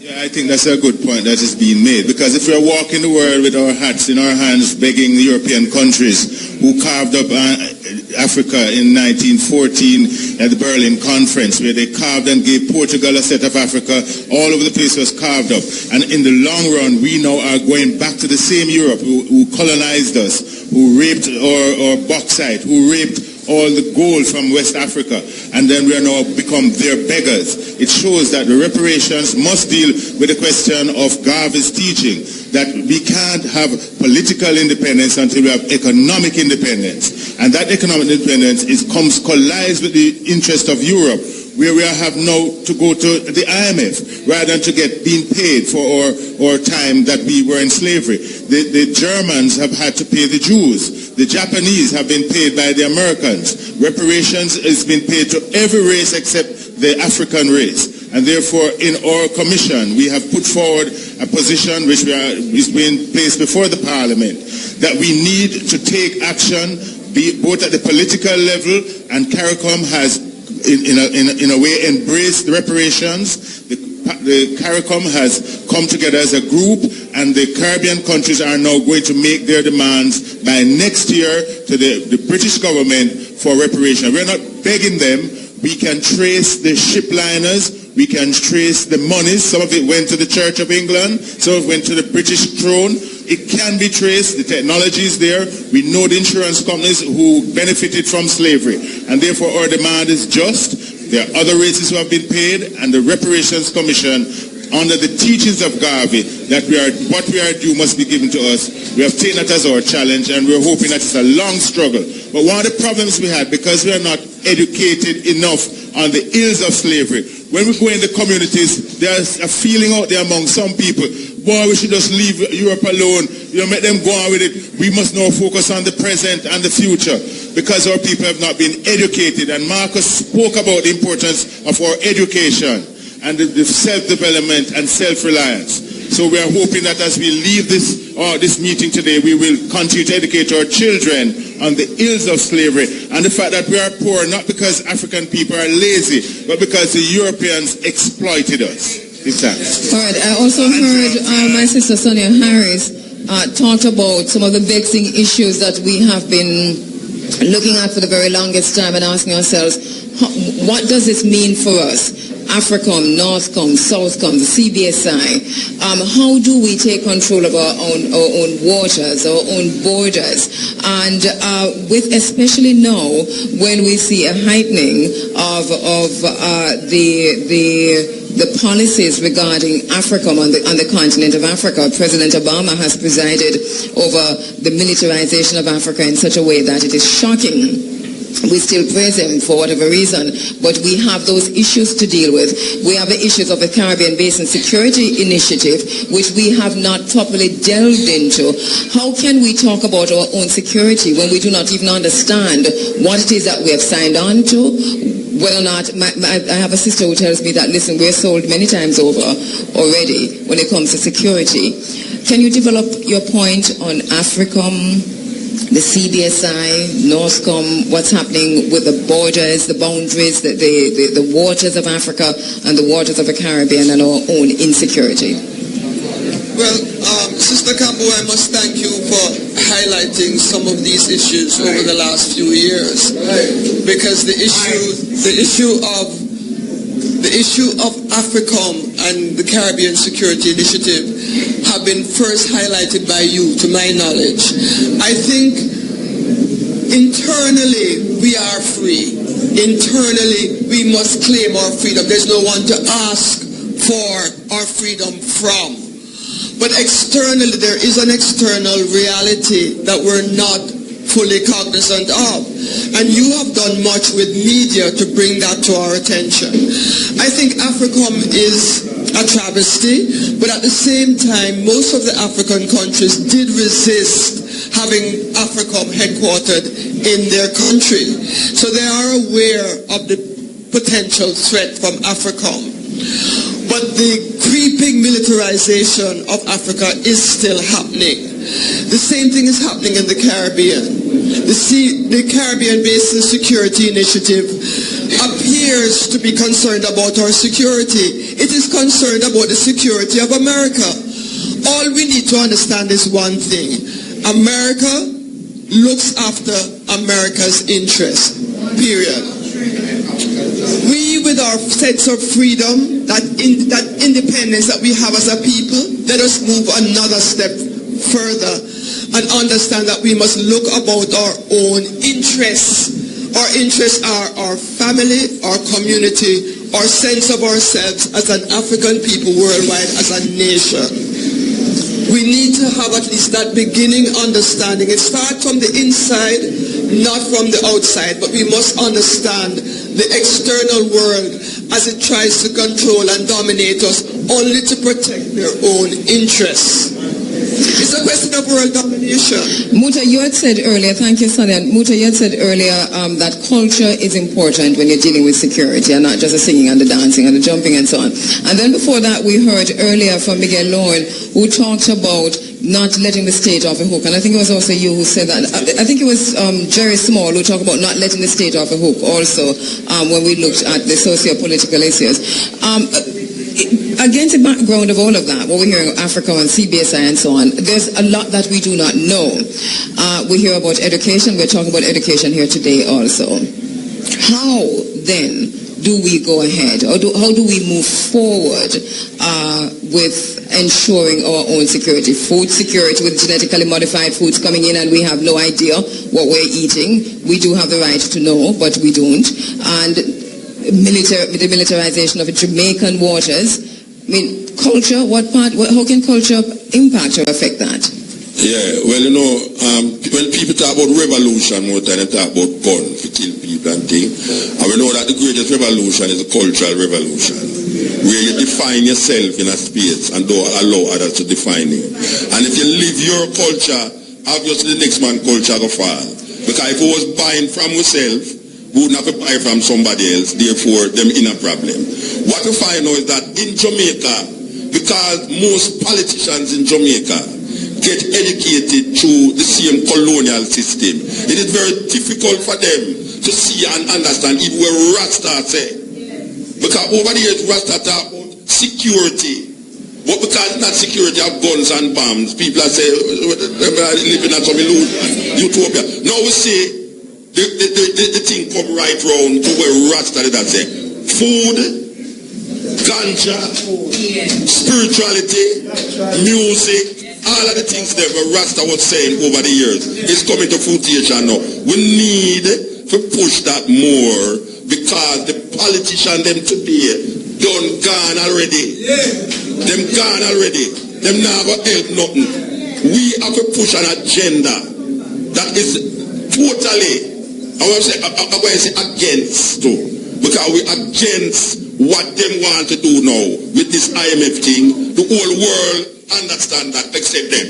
And they didn't know it before they become politicians. Because the same politician 30 years ago was talking about the youth them, which is what me, as I said before. Them say, what are they do for the youth them 30 years from now? 30 years from now, the same politician never tell you, what are they do for the youth them 30 years from now? 2030. Yeah, so what is happening is that a regurgitation, it's from the bowels. It's bowels are coming from, Yeah, it's a bowel action of one. It's not something real.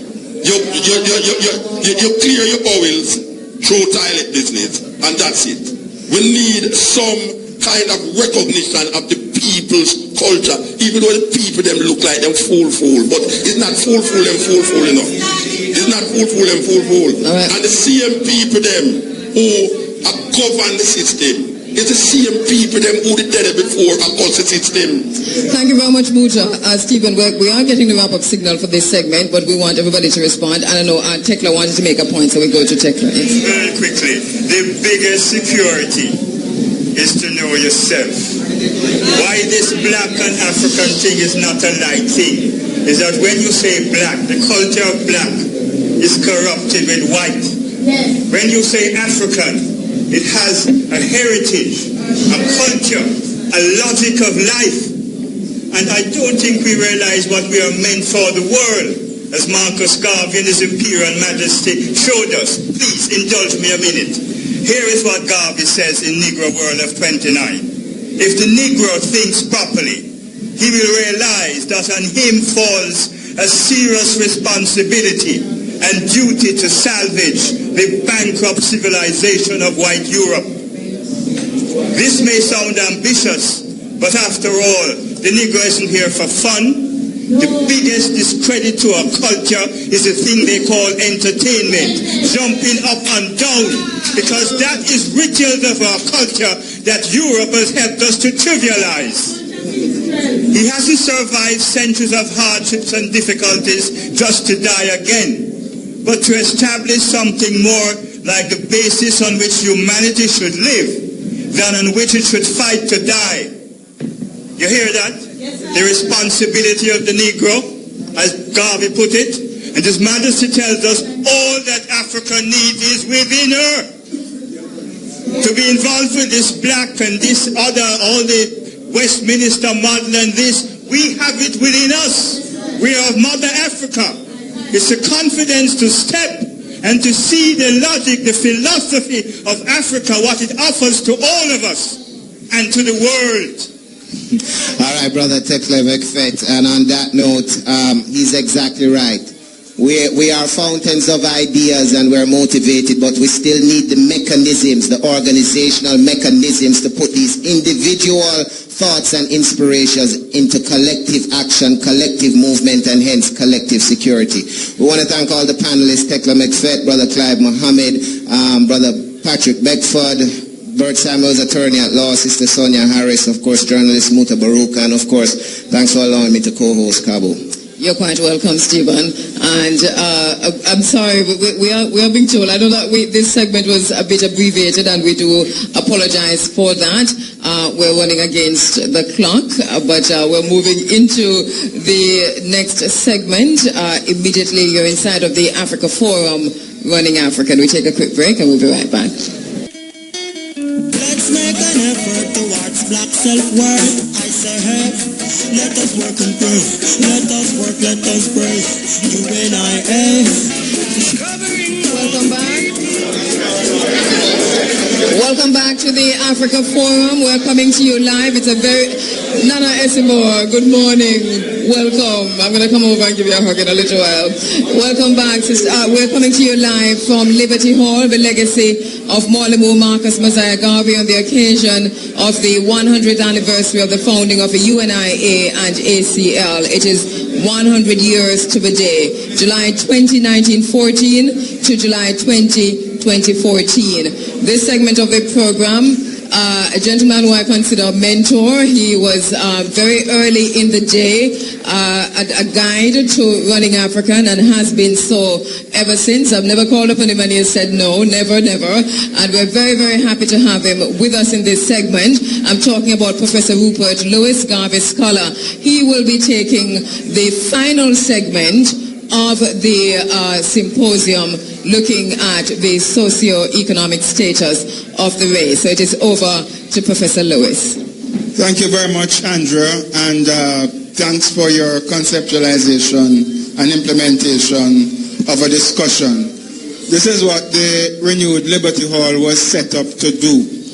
And I want to commend Andrea as well as Donna McFarlane, who has steered the ship of Liberty Hall from 2003 till now and raised the money necessary for the facility that we now sit in. I am definitely biased towards the women. The men are tend to be rhetoricians. They talk brilliant speeches, but it's really the women who have made it possible to do things. And this is based on empirical evidence. It is Miss Elaine Melbourne, who in the 1990s saw this rundown building and put together a team to raise the money, rebuild it, and to request of the PJ Patterson administration of the day that we had an obligation to restore what was a derelict site. Used to be, there's a man who lived here called Django who kept the building, kept his presence at the building. And it was simply one of downtown Kingston's derelict buildings. I want to also say that I pay tribute to Amy Ashworth Garvey, one of the founding members of the U.N.I.A. I pay tribute to Amy Jakes Garvey, one of the thinkers and doers. Garvey was both thinker and doer, but believe you me, Amy Jakes Garvey was an extraordinarily practical-minded person who got things done. So I want to encourage, you see the site next door at 78 King Street? All the people who are talking, I want them to help us to raise 60 million Jamaican dollars to make that expand Liberty Hall to 78. I don't matter who owns it. I just want to know the team that can help us raise $60 million, because I think we can do this to expand Liberty Hall. If the U.N.I.A. can do it, that's fine. I want to call on Stephen Golding to look at the grave site of Amy Ashworth Garvey in the Calvary Cemetery and see that a proper headstone is put for her. That's the job of the U.N.I.A. So we need to pay tribute especially to our women who have been the bearers of the struggle and the practical implementers of what needs to be done. I have a panel here of exceptionally gifted people, as have been all the panelists I've heard this morning. Dr. Erna Broadbaugh, founder of Black Space, novelist, sociologist. We have Ainsley Henriquez, chairman of the Jamaica National Heritage Trust. We have Reverend Dr. Marjorie Lewis, President, United Theological College of the West Indies. And we have Dr. Omar Davis, Minister of Transport, Works and Housing. And they will go in that order that I have indicated. So I want to call on Dr. Broadbaugh to go forward. Yes, we can hear you. Yes, the mic was off. You can hear me now, I'm sure. Okay then. So good morning. Very, very good morning to you all. I unfortunately was not here at the very beginning, so I missed some of the talk, and I'm hoping that what I have to say does not therefore violate anything that anybody said. Pardon me beforehand. But the impression I got from sitting and listening to other things was that we were tending to deal with the big things. We're dealing with the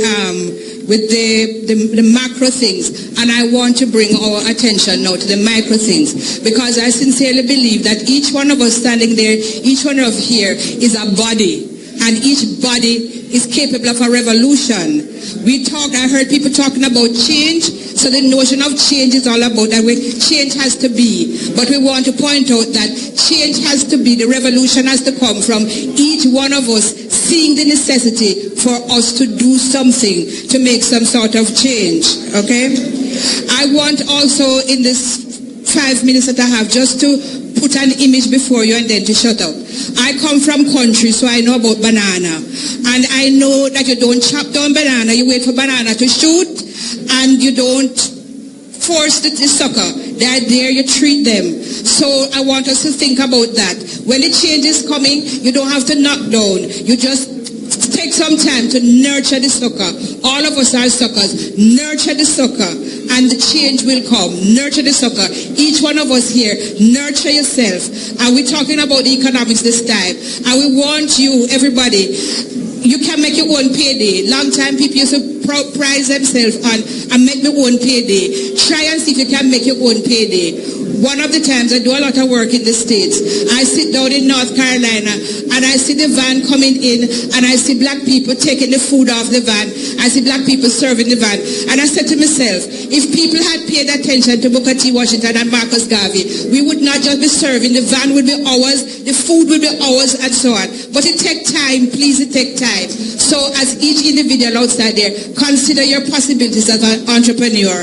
Consider your possibilities as making your own payday. And we do as Marcus Garvey suggests, when you succeed, you'll help somebody else or you make a connection with that person, and so on and so on and so on. And we link up and we link up and link up. And that is how we're going to get the big thing, by linking up individuals. Thank you very much.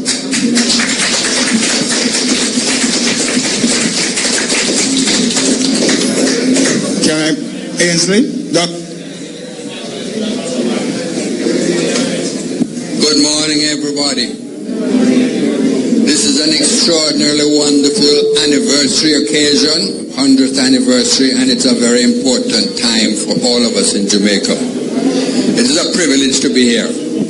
I'm a little older than Rupert, and so I'm going to remind us and pay tribute to the late Wuldy Medden, late Reverend Wuldy Medden, who before this building was restored, it was a derelict building, and he used to work towards keeping it tidy. So that alone was the beginning of its restoration, and I think we have to pay tribute to the late Reverend Wuldy Medden. I'll also add that I was privileged to assist him in this program. Let me repeat, which we have all heard and we all know very well, that as a people we have been dragged and shooped here to form the nation of Jamaica. And in that sense, we are a very privileged people. We have so much togetherness, we have so much to be proud of, and this part of this exercise today is in fact to encourage that pride. Our national hero spoke clearly to emancipation. We are on the verge of another emancipation, 180, or if you prefer 176 years later. Emancipation was granted to us. Some of us fought for it, some of us died for it, but emancipation was granted. But emancipation, physical emancipation is one thing. Marcus Garvey spoke of emancipation from mental slavery. It is a concept which I think we still have not yet fully grasped. We emancipate ourselves more each day. As Dr. Bradford has indicated, it has to be something which we take individually as well as collectively and build ourselves out of enslavement. We are also been subjected to, and still are, to slavery of economic domination. We have to remove that. We have to emancipate ourselves from that economic situation. Let me speak to briefly what my philosophy is. We cannot change the past. We can only provide a future. We can only provide a vision for a future. And we are here to talk about the economic activities that can encourage us to have a food future which is ours, not dominated by others, as we have heard through the course of this morning. So it is up to us to use the word emancipation very clearly as to how we change our lives and how we develop our future. And much of it is going to come from our understanding of our past, understanding of our heritage, understanding of our contribution to the past, and this also has richness because it's not quite what we have inherited as the written history. Yes, we can deal with that too. So these are issues which we are prepared to work with everybody to create a motto which is not just out of many people, but out of many cultures. We are one people out of many cultures. And in that sense, what we see in the future is using the various cultures of our ancestors, pick them up, work on them, and culture is not just music. It is our every aspect of how we each are. It is what food we eat. It is how we dress. It is how we walk. Every part of us is part of our culture, and we must recognize it, dig it up, and that will be where some, not all, some of our economic future and liberation and its emancipation comes from. And the National Heritage Trust is here to help you. Let me leave you with one other thought.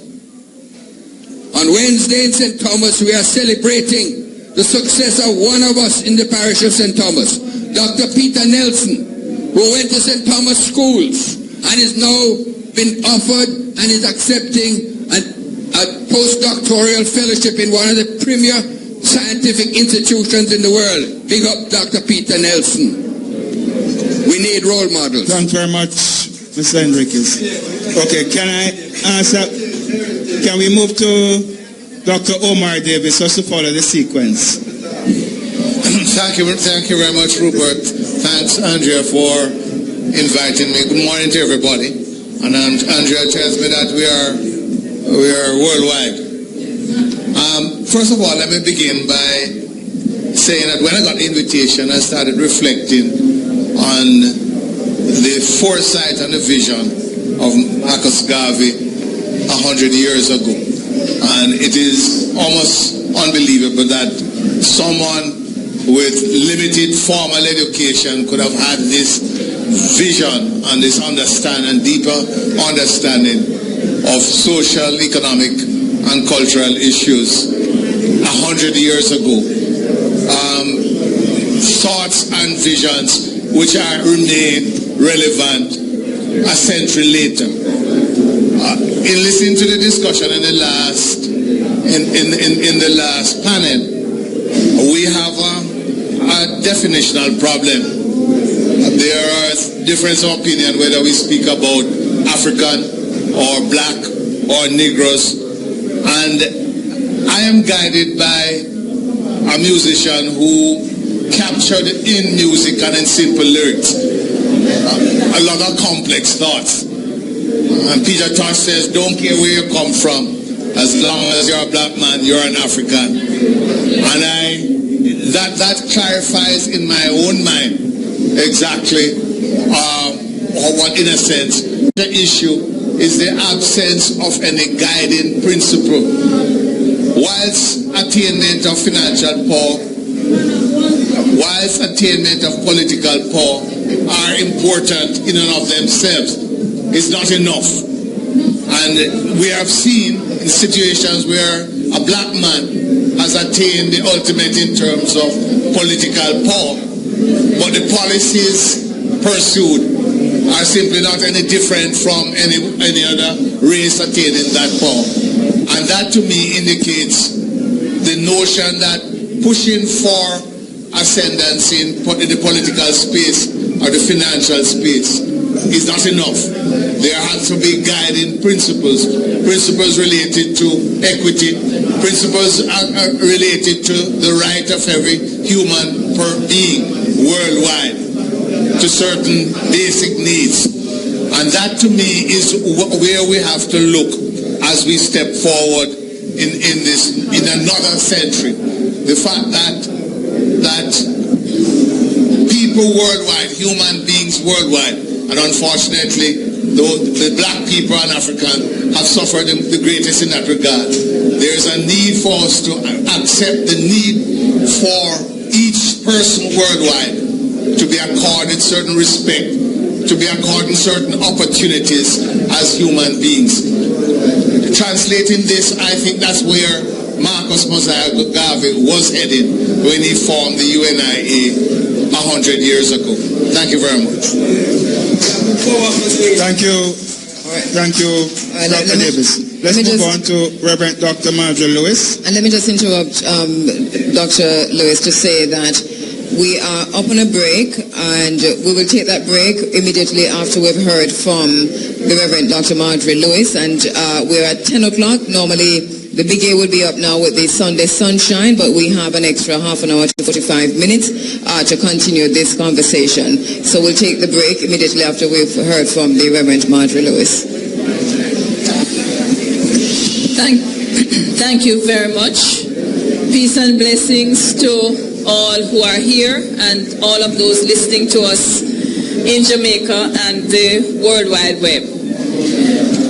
I approach this social and economic discussion from the perspective of the role of religion and the role of the academy or the university, as somebody mentioned before. First point I want to raise is how we understand history. The concept of Sankofa for me is really important, that we return to pick up the wisdom from the past.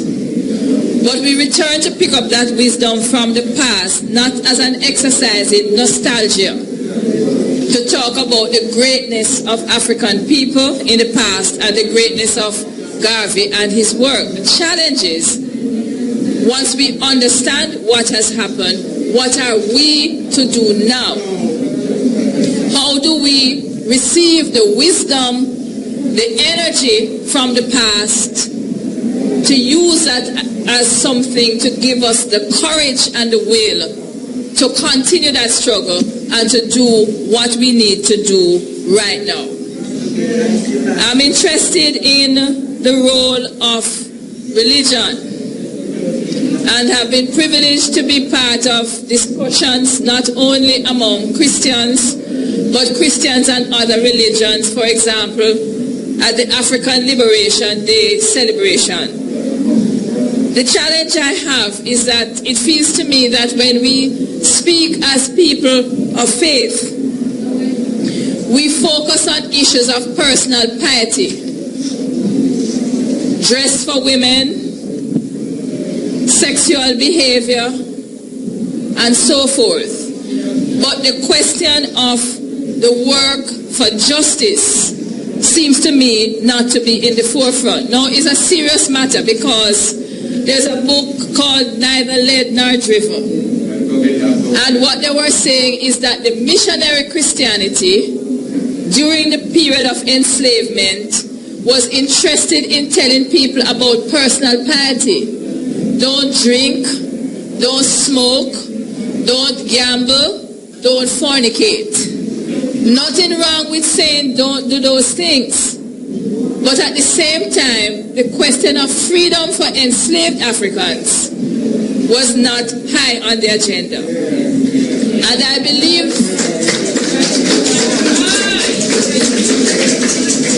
the challenge for us, Rastafari, Nation of Islam, Revival, Christian, Jews, everybody, is what is the justice agenda that we can come together on. I want to put one on the table. I want to see black men out of prison.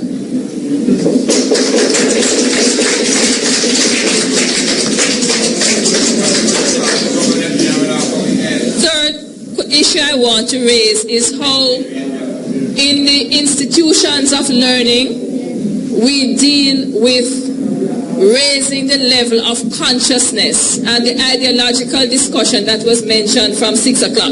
I heard a piece of 6 o'clock before I went to church. So, what is the kind of education? And what's the content of the education? What's the methodology? I can tell you a few things that we are trying at the United Theological College of the West Indies. We looked, for example, at the U.N.I.A. Catechism, which was mentioned by Stephen Golding in that slot. We spent a lot of time looking at the U.N.I.A. Catechism and comparing that catechism with some of the catechisms that are in the church right now. We recognize that the Caribbean has the second highest prevalence of HIV and AIDS. And therefore, since 2004, all of our students and students in other theological colleges have been trained as specialist HIV and AIDS counselors. And we may want to do some race analysis and gender analysis as to who are the people who are having the least access to treatment for HIV and AIDS. I want to also point out that people like Walter Rodney, mentioned before, would be what I would borrow the words of a sister from Botswana called Musa Dube, who described herself as a community scholar. that people like Walter Rodney, maybe I should start with Garvey, Walter Rodney, Barry Evans, George Beckford, and others never lost sight of the fact that scholarship in the university must be in dialogue with the university of life that ordinary people have learned from. And therefore my view is not that the university or the colleges are useless, but that those of us who teach in those institutions have to be very clear that our work is for the liberation of the people and not simply scholarship to have some kind of certificate. I want to remind you that in the Bible, it was the Ethiopian Queen of Sheba who gave Solomon his PhD, Viva. You never see it like that? Because it was the Ethiopians who decided who was really right. And therefore, when the Queen of Sheba came and questioned Solomon and said, yes, what I heard is true, that was Solomon's PhD, Viva. So I want us to reclaim the intellectual history of Timbuktu as we see it in the Bible, and to understand that as African people, intellectual capacity is our birthright. And that is part of what we bring to the table. Finally, I know we have to go. I want us to remember George Maguire. What is the role of religious leaders in the general struggle? And don't forget that contributions have been made to economic development by religious organizations in this country. And I will just point to one. And that is the credit union movement, which was started by the church with a couple shillings and is now a multi-billion-dollar part of the financial sector. Can we learn from Islam about other banking systems that don't kill people with interest? We need to question the role of China. I hear people talking about Europe, but I want to put China on the table. China paid for the headquarters of the African Union, and the BRICS countries have just decided that the headquarters for the new bank is going to be in China. I think I've gone past the 5 minutes, so let me stop there. Thank you. Thanks very much, panelists. Yeah. All right, let us go to a break. Dr. Lewis, we're going to go to a break. We come right back. By the way, just to let you know, normally at this time you'd be hearing the Big A with the Sunday Sunshine, but we do have a few minutes extra. We're going on till about 10:30, 10:45 this morning, so we'll be back right after this break. The time is 14 minutes after 10, and you are tuned to the Running African Forum, celebrating the 100th year of the U.N.I.A. The topic is the state of the race, and we have been having quite a number of panelists here discussing and talking about different aspects of Garvey's philosophy and opinions. We are coming to the closing moments now, but we will turn it back over to Dr. Rupert Lewis. Thank you very much, Muta.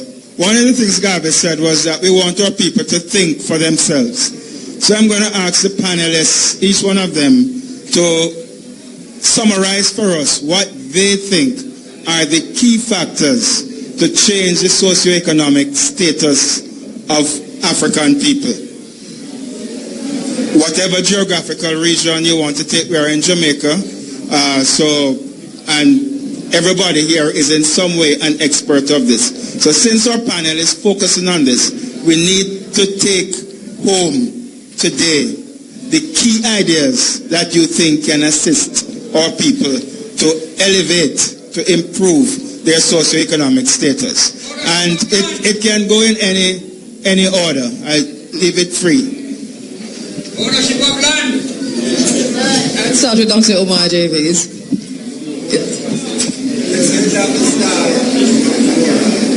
Thank you very much, Andrea. One of the, at the risk of creating some controversy, I would say that one of the issues is to identify common challenges facing oppressed people worldwide and link in that No offense when I'm a proud black man, but folks simply focus in your objectives on Africa or blacks. There are other people who have similar problems, and the recent formation of this alternative to the World Bank, IMF, indicates that there's a recognition that persons with other backgrounds but with similar problems, there is a virtue in linking with them in addressing these problems worldwide. That's one of the first things which I've come to accept.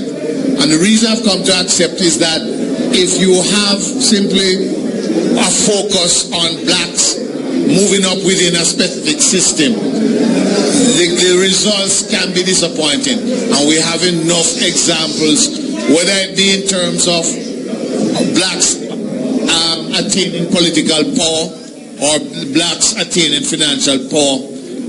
Rather, let us examine the common problems facing persons who, for whatever reasons, have been deprived in their history, and the common problems which we face. How can then we collaborate in terms of addressing those problems? Okay. All right. We talked here about collaboration, and I am back on the very primitive and primal thing of how we relate to each other. And I beg you, please, could you please humor me and just turn to somebody beside you and just shake hands? Could you humor me and do that? Touch flesh, touch flesh. We are human, yes.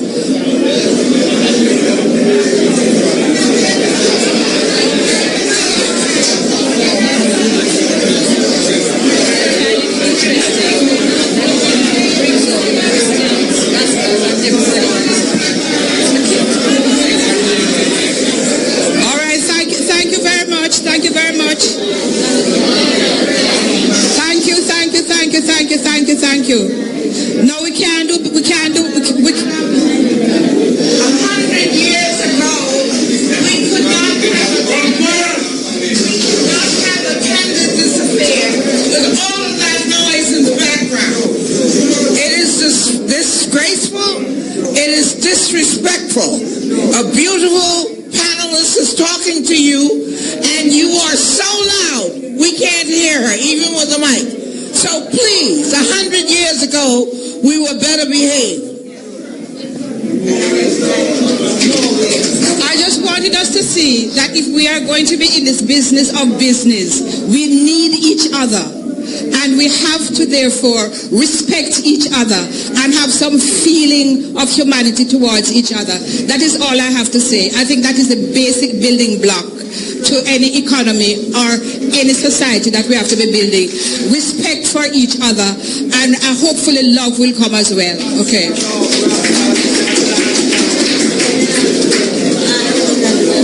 I'd like to stress what Professor Bradbury said. We've just come through a World Cup football season. One man didn't win the World Cup. It was a team. And what we have done this morning at Erda Bradbury's request is to begin teamwork, to shake each other's hand, to respect each other. And it is the teamwork that we are going to have to build if we're really going to build ourselves out of economic depredation, out and create the kind of emancipation and continue it to overcome all of the ills that we continue to inherit from the past. So I feel strongly that we really must, in each of our communities, and I stress the word community, where we come from, where we live, each of our communities, even our communities of interest, that we are leaping forward, reaching forward to build a nation, Black, Jamaica, one love.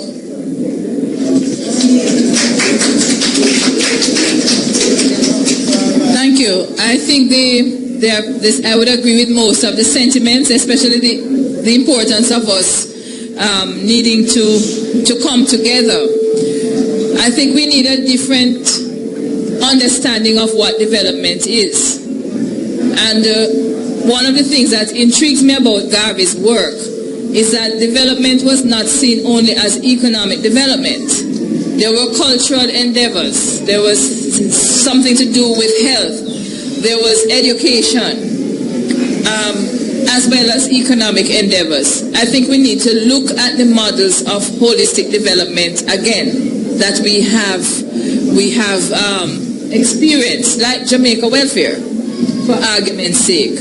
I feel the most important area is education, broadly understood. Education for what Brazilian educator Paulo Freire called critical consciousness. We need to just elevate the mentality. We need education for confidence, to say that nothing is wrong with being African, that we are proud and we are enough as we are. We don't need any skin bleaching cream or any intellectual bleaching cream. I think we also have to look at the matter of spirituality, that we don't need to go in the direction that says development takes place without some sense of spirituality, because that is part of the African heritage. We don't have this separation between the sacred and the secular, but we need to get to that point of education and taking control of our education, as has been mentioned before. And I think that is what will give us the basis for true development. Looking at emotional intelligence, financial intelligence, all the various forms of intelligence, because that is the African heritage. We are one people. We're not separated mind, body, and spirit in three different directions. So for me, the key is that education, broadly understood. Yeah, I want to take up Dr. Davis's point about linkage, because you see, before you have linkage, you have to have your own internal process and system. Like the Chinese, when they are participating in the 21st century world, they're looking at 1,000-year history and they're saying we have been a state for a long period of time. You say 5 centuries, yes? Yeah, and so on. So what are we taking to the table if we don't take our own racial history, racial identity, our own African history? In other words, linkages will come, but they come on the basis of people who know where they are coming from. You know, you praise me because I was going to address it, and I know him say it's going to be a little controversial. It's not really controversial, you know. It just shows how disconnected politicians is from the whole process. Yeah. So hear what now. You see, when you talk about everybody in the same problem, it's not true. Because everybody never have chattel slavery in their history. Moja, let me interrupt you a bit, because I'm going to allow you to continue, but because we're going to wrap up on air, let me give Dr. Davis a minute to respond on air, and then we continue the conversation and take questions from the audience here. Go ahead, Dr. Davis. Andrea, let me just tell you frankly, Muta, I am not intimidated by this politician disconnection. You are no more connected than I am. I have put in 21 years of my life in working in areas you probably don't want. So don't come with that to me. What you know? I am as now let us order. All right, can we have some order, please? One voice. All right. We're going to give everybody in the audience a chance to respond in about 4 minutes' time. Just let Dr. Davis finish here. Yes. Rupert, yes, everybody has a unique history. But within that unique history, there are things which, if you take the Vietnamese, they're suffering under the bombardment of the U.S., they're suffering under the bombardment of other countries. Also put them in a unique position.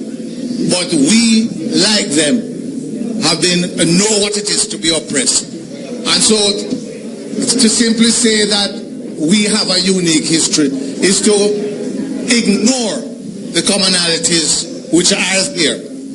to ignore the reasons, for example, why we linked with Cuba in the 70s, because we shared common the results of oppression. Dr. Davis, Davis, 1 minute, Dr. Davis, just allow Professor Lewis to respond. We're doing this on air, and then we're going to move to the conversation, continue the conversation here. We have only 3 minutes left on air. Go ahead. Yes, the point is that the commonalities are important, but we bring a particular history to bear on the development process. We bear the transatlantic connection, we bear the plantation slavery, we bear the connection with Africa. So when we interact now with the Chinese, we are interacting from the standpoint of a specific identity. All right, Dr. Lewis, let me just cut you there. Also, Dr. Omar Davies, this conversation is going to continue off air, and this is why if you are anywhere near here, you need to be here, because we're going to be here for a little while longer to have these conversations and for you to ask questions. I just want to say thanks to the team, to all the co-moderators who came through this morning and were a part of this historic event. I want to say thanks to the members of the IRFM outside broadcast team who are still in the house, and they include producer Joy Morgan, producer Nicholas Evans, IT specialist Mark Hudson and Romaine Murray, Ricardo Powell and Gwyn Bayliss, engineers on the ground, Isis Miller, assistant producer Patrick Marks, branding, thank you very much. Also want to say thanks to my co-host Mutabaruka, to co-moderators who were in the house this morning, to Bert Samuels, to Stephen Golding, to Donna McFarlane, and thanks to Liberty Hall for allowing us to do this here. As I said before, we're going to continue the conversation right here at Liberty Hall if you wish to be a part of this. Now we're doing this again because we're live on air. Listen up. Listen up. Top draw, dollars, pick 2, pick 3. Cash pot, mid-morning draws are up next. Shane, we're turning it back to you. We want you to outro that and to say thanks to you also, Shane Clark, in the studio, and thanks to everybody who's watching online. The live stream continues. Also, the conversation continues right here on the ground at Liberty Hall. It's back to you, Shane Clark, and the team at IRFM Ultra.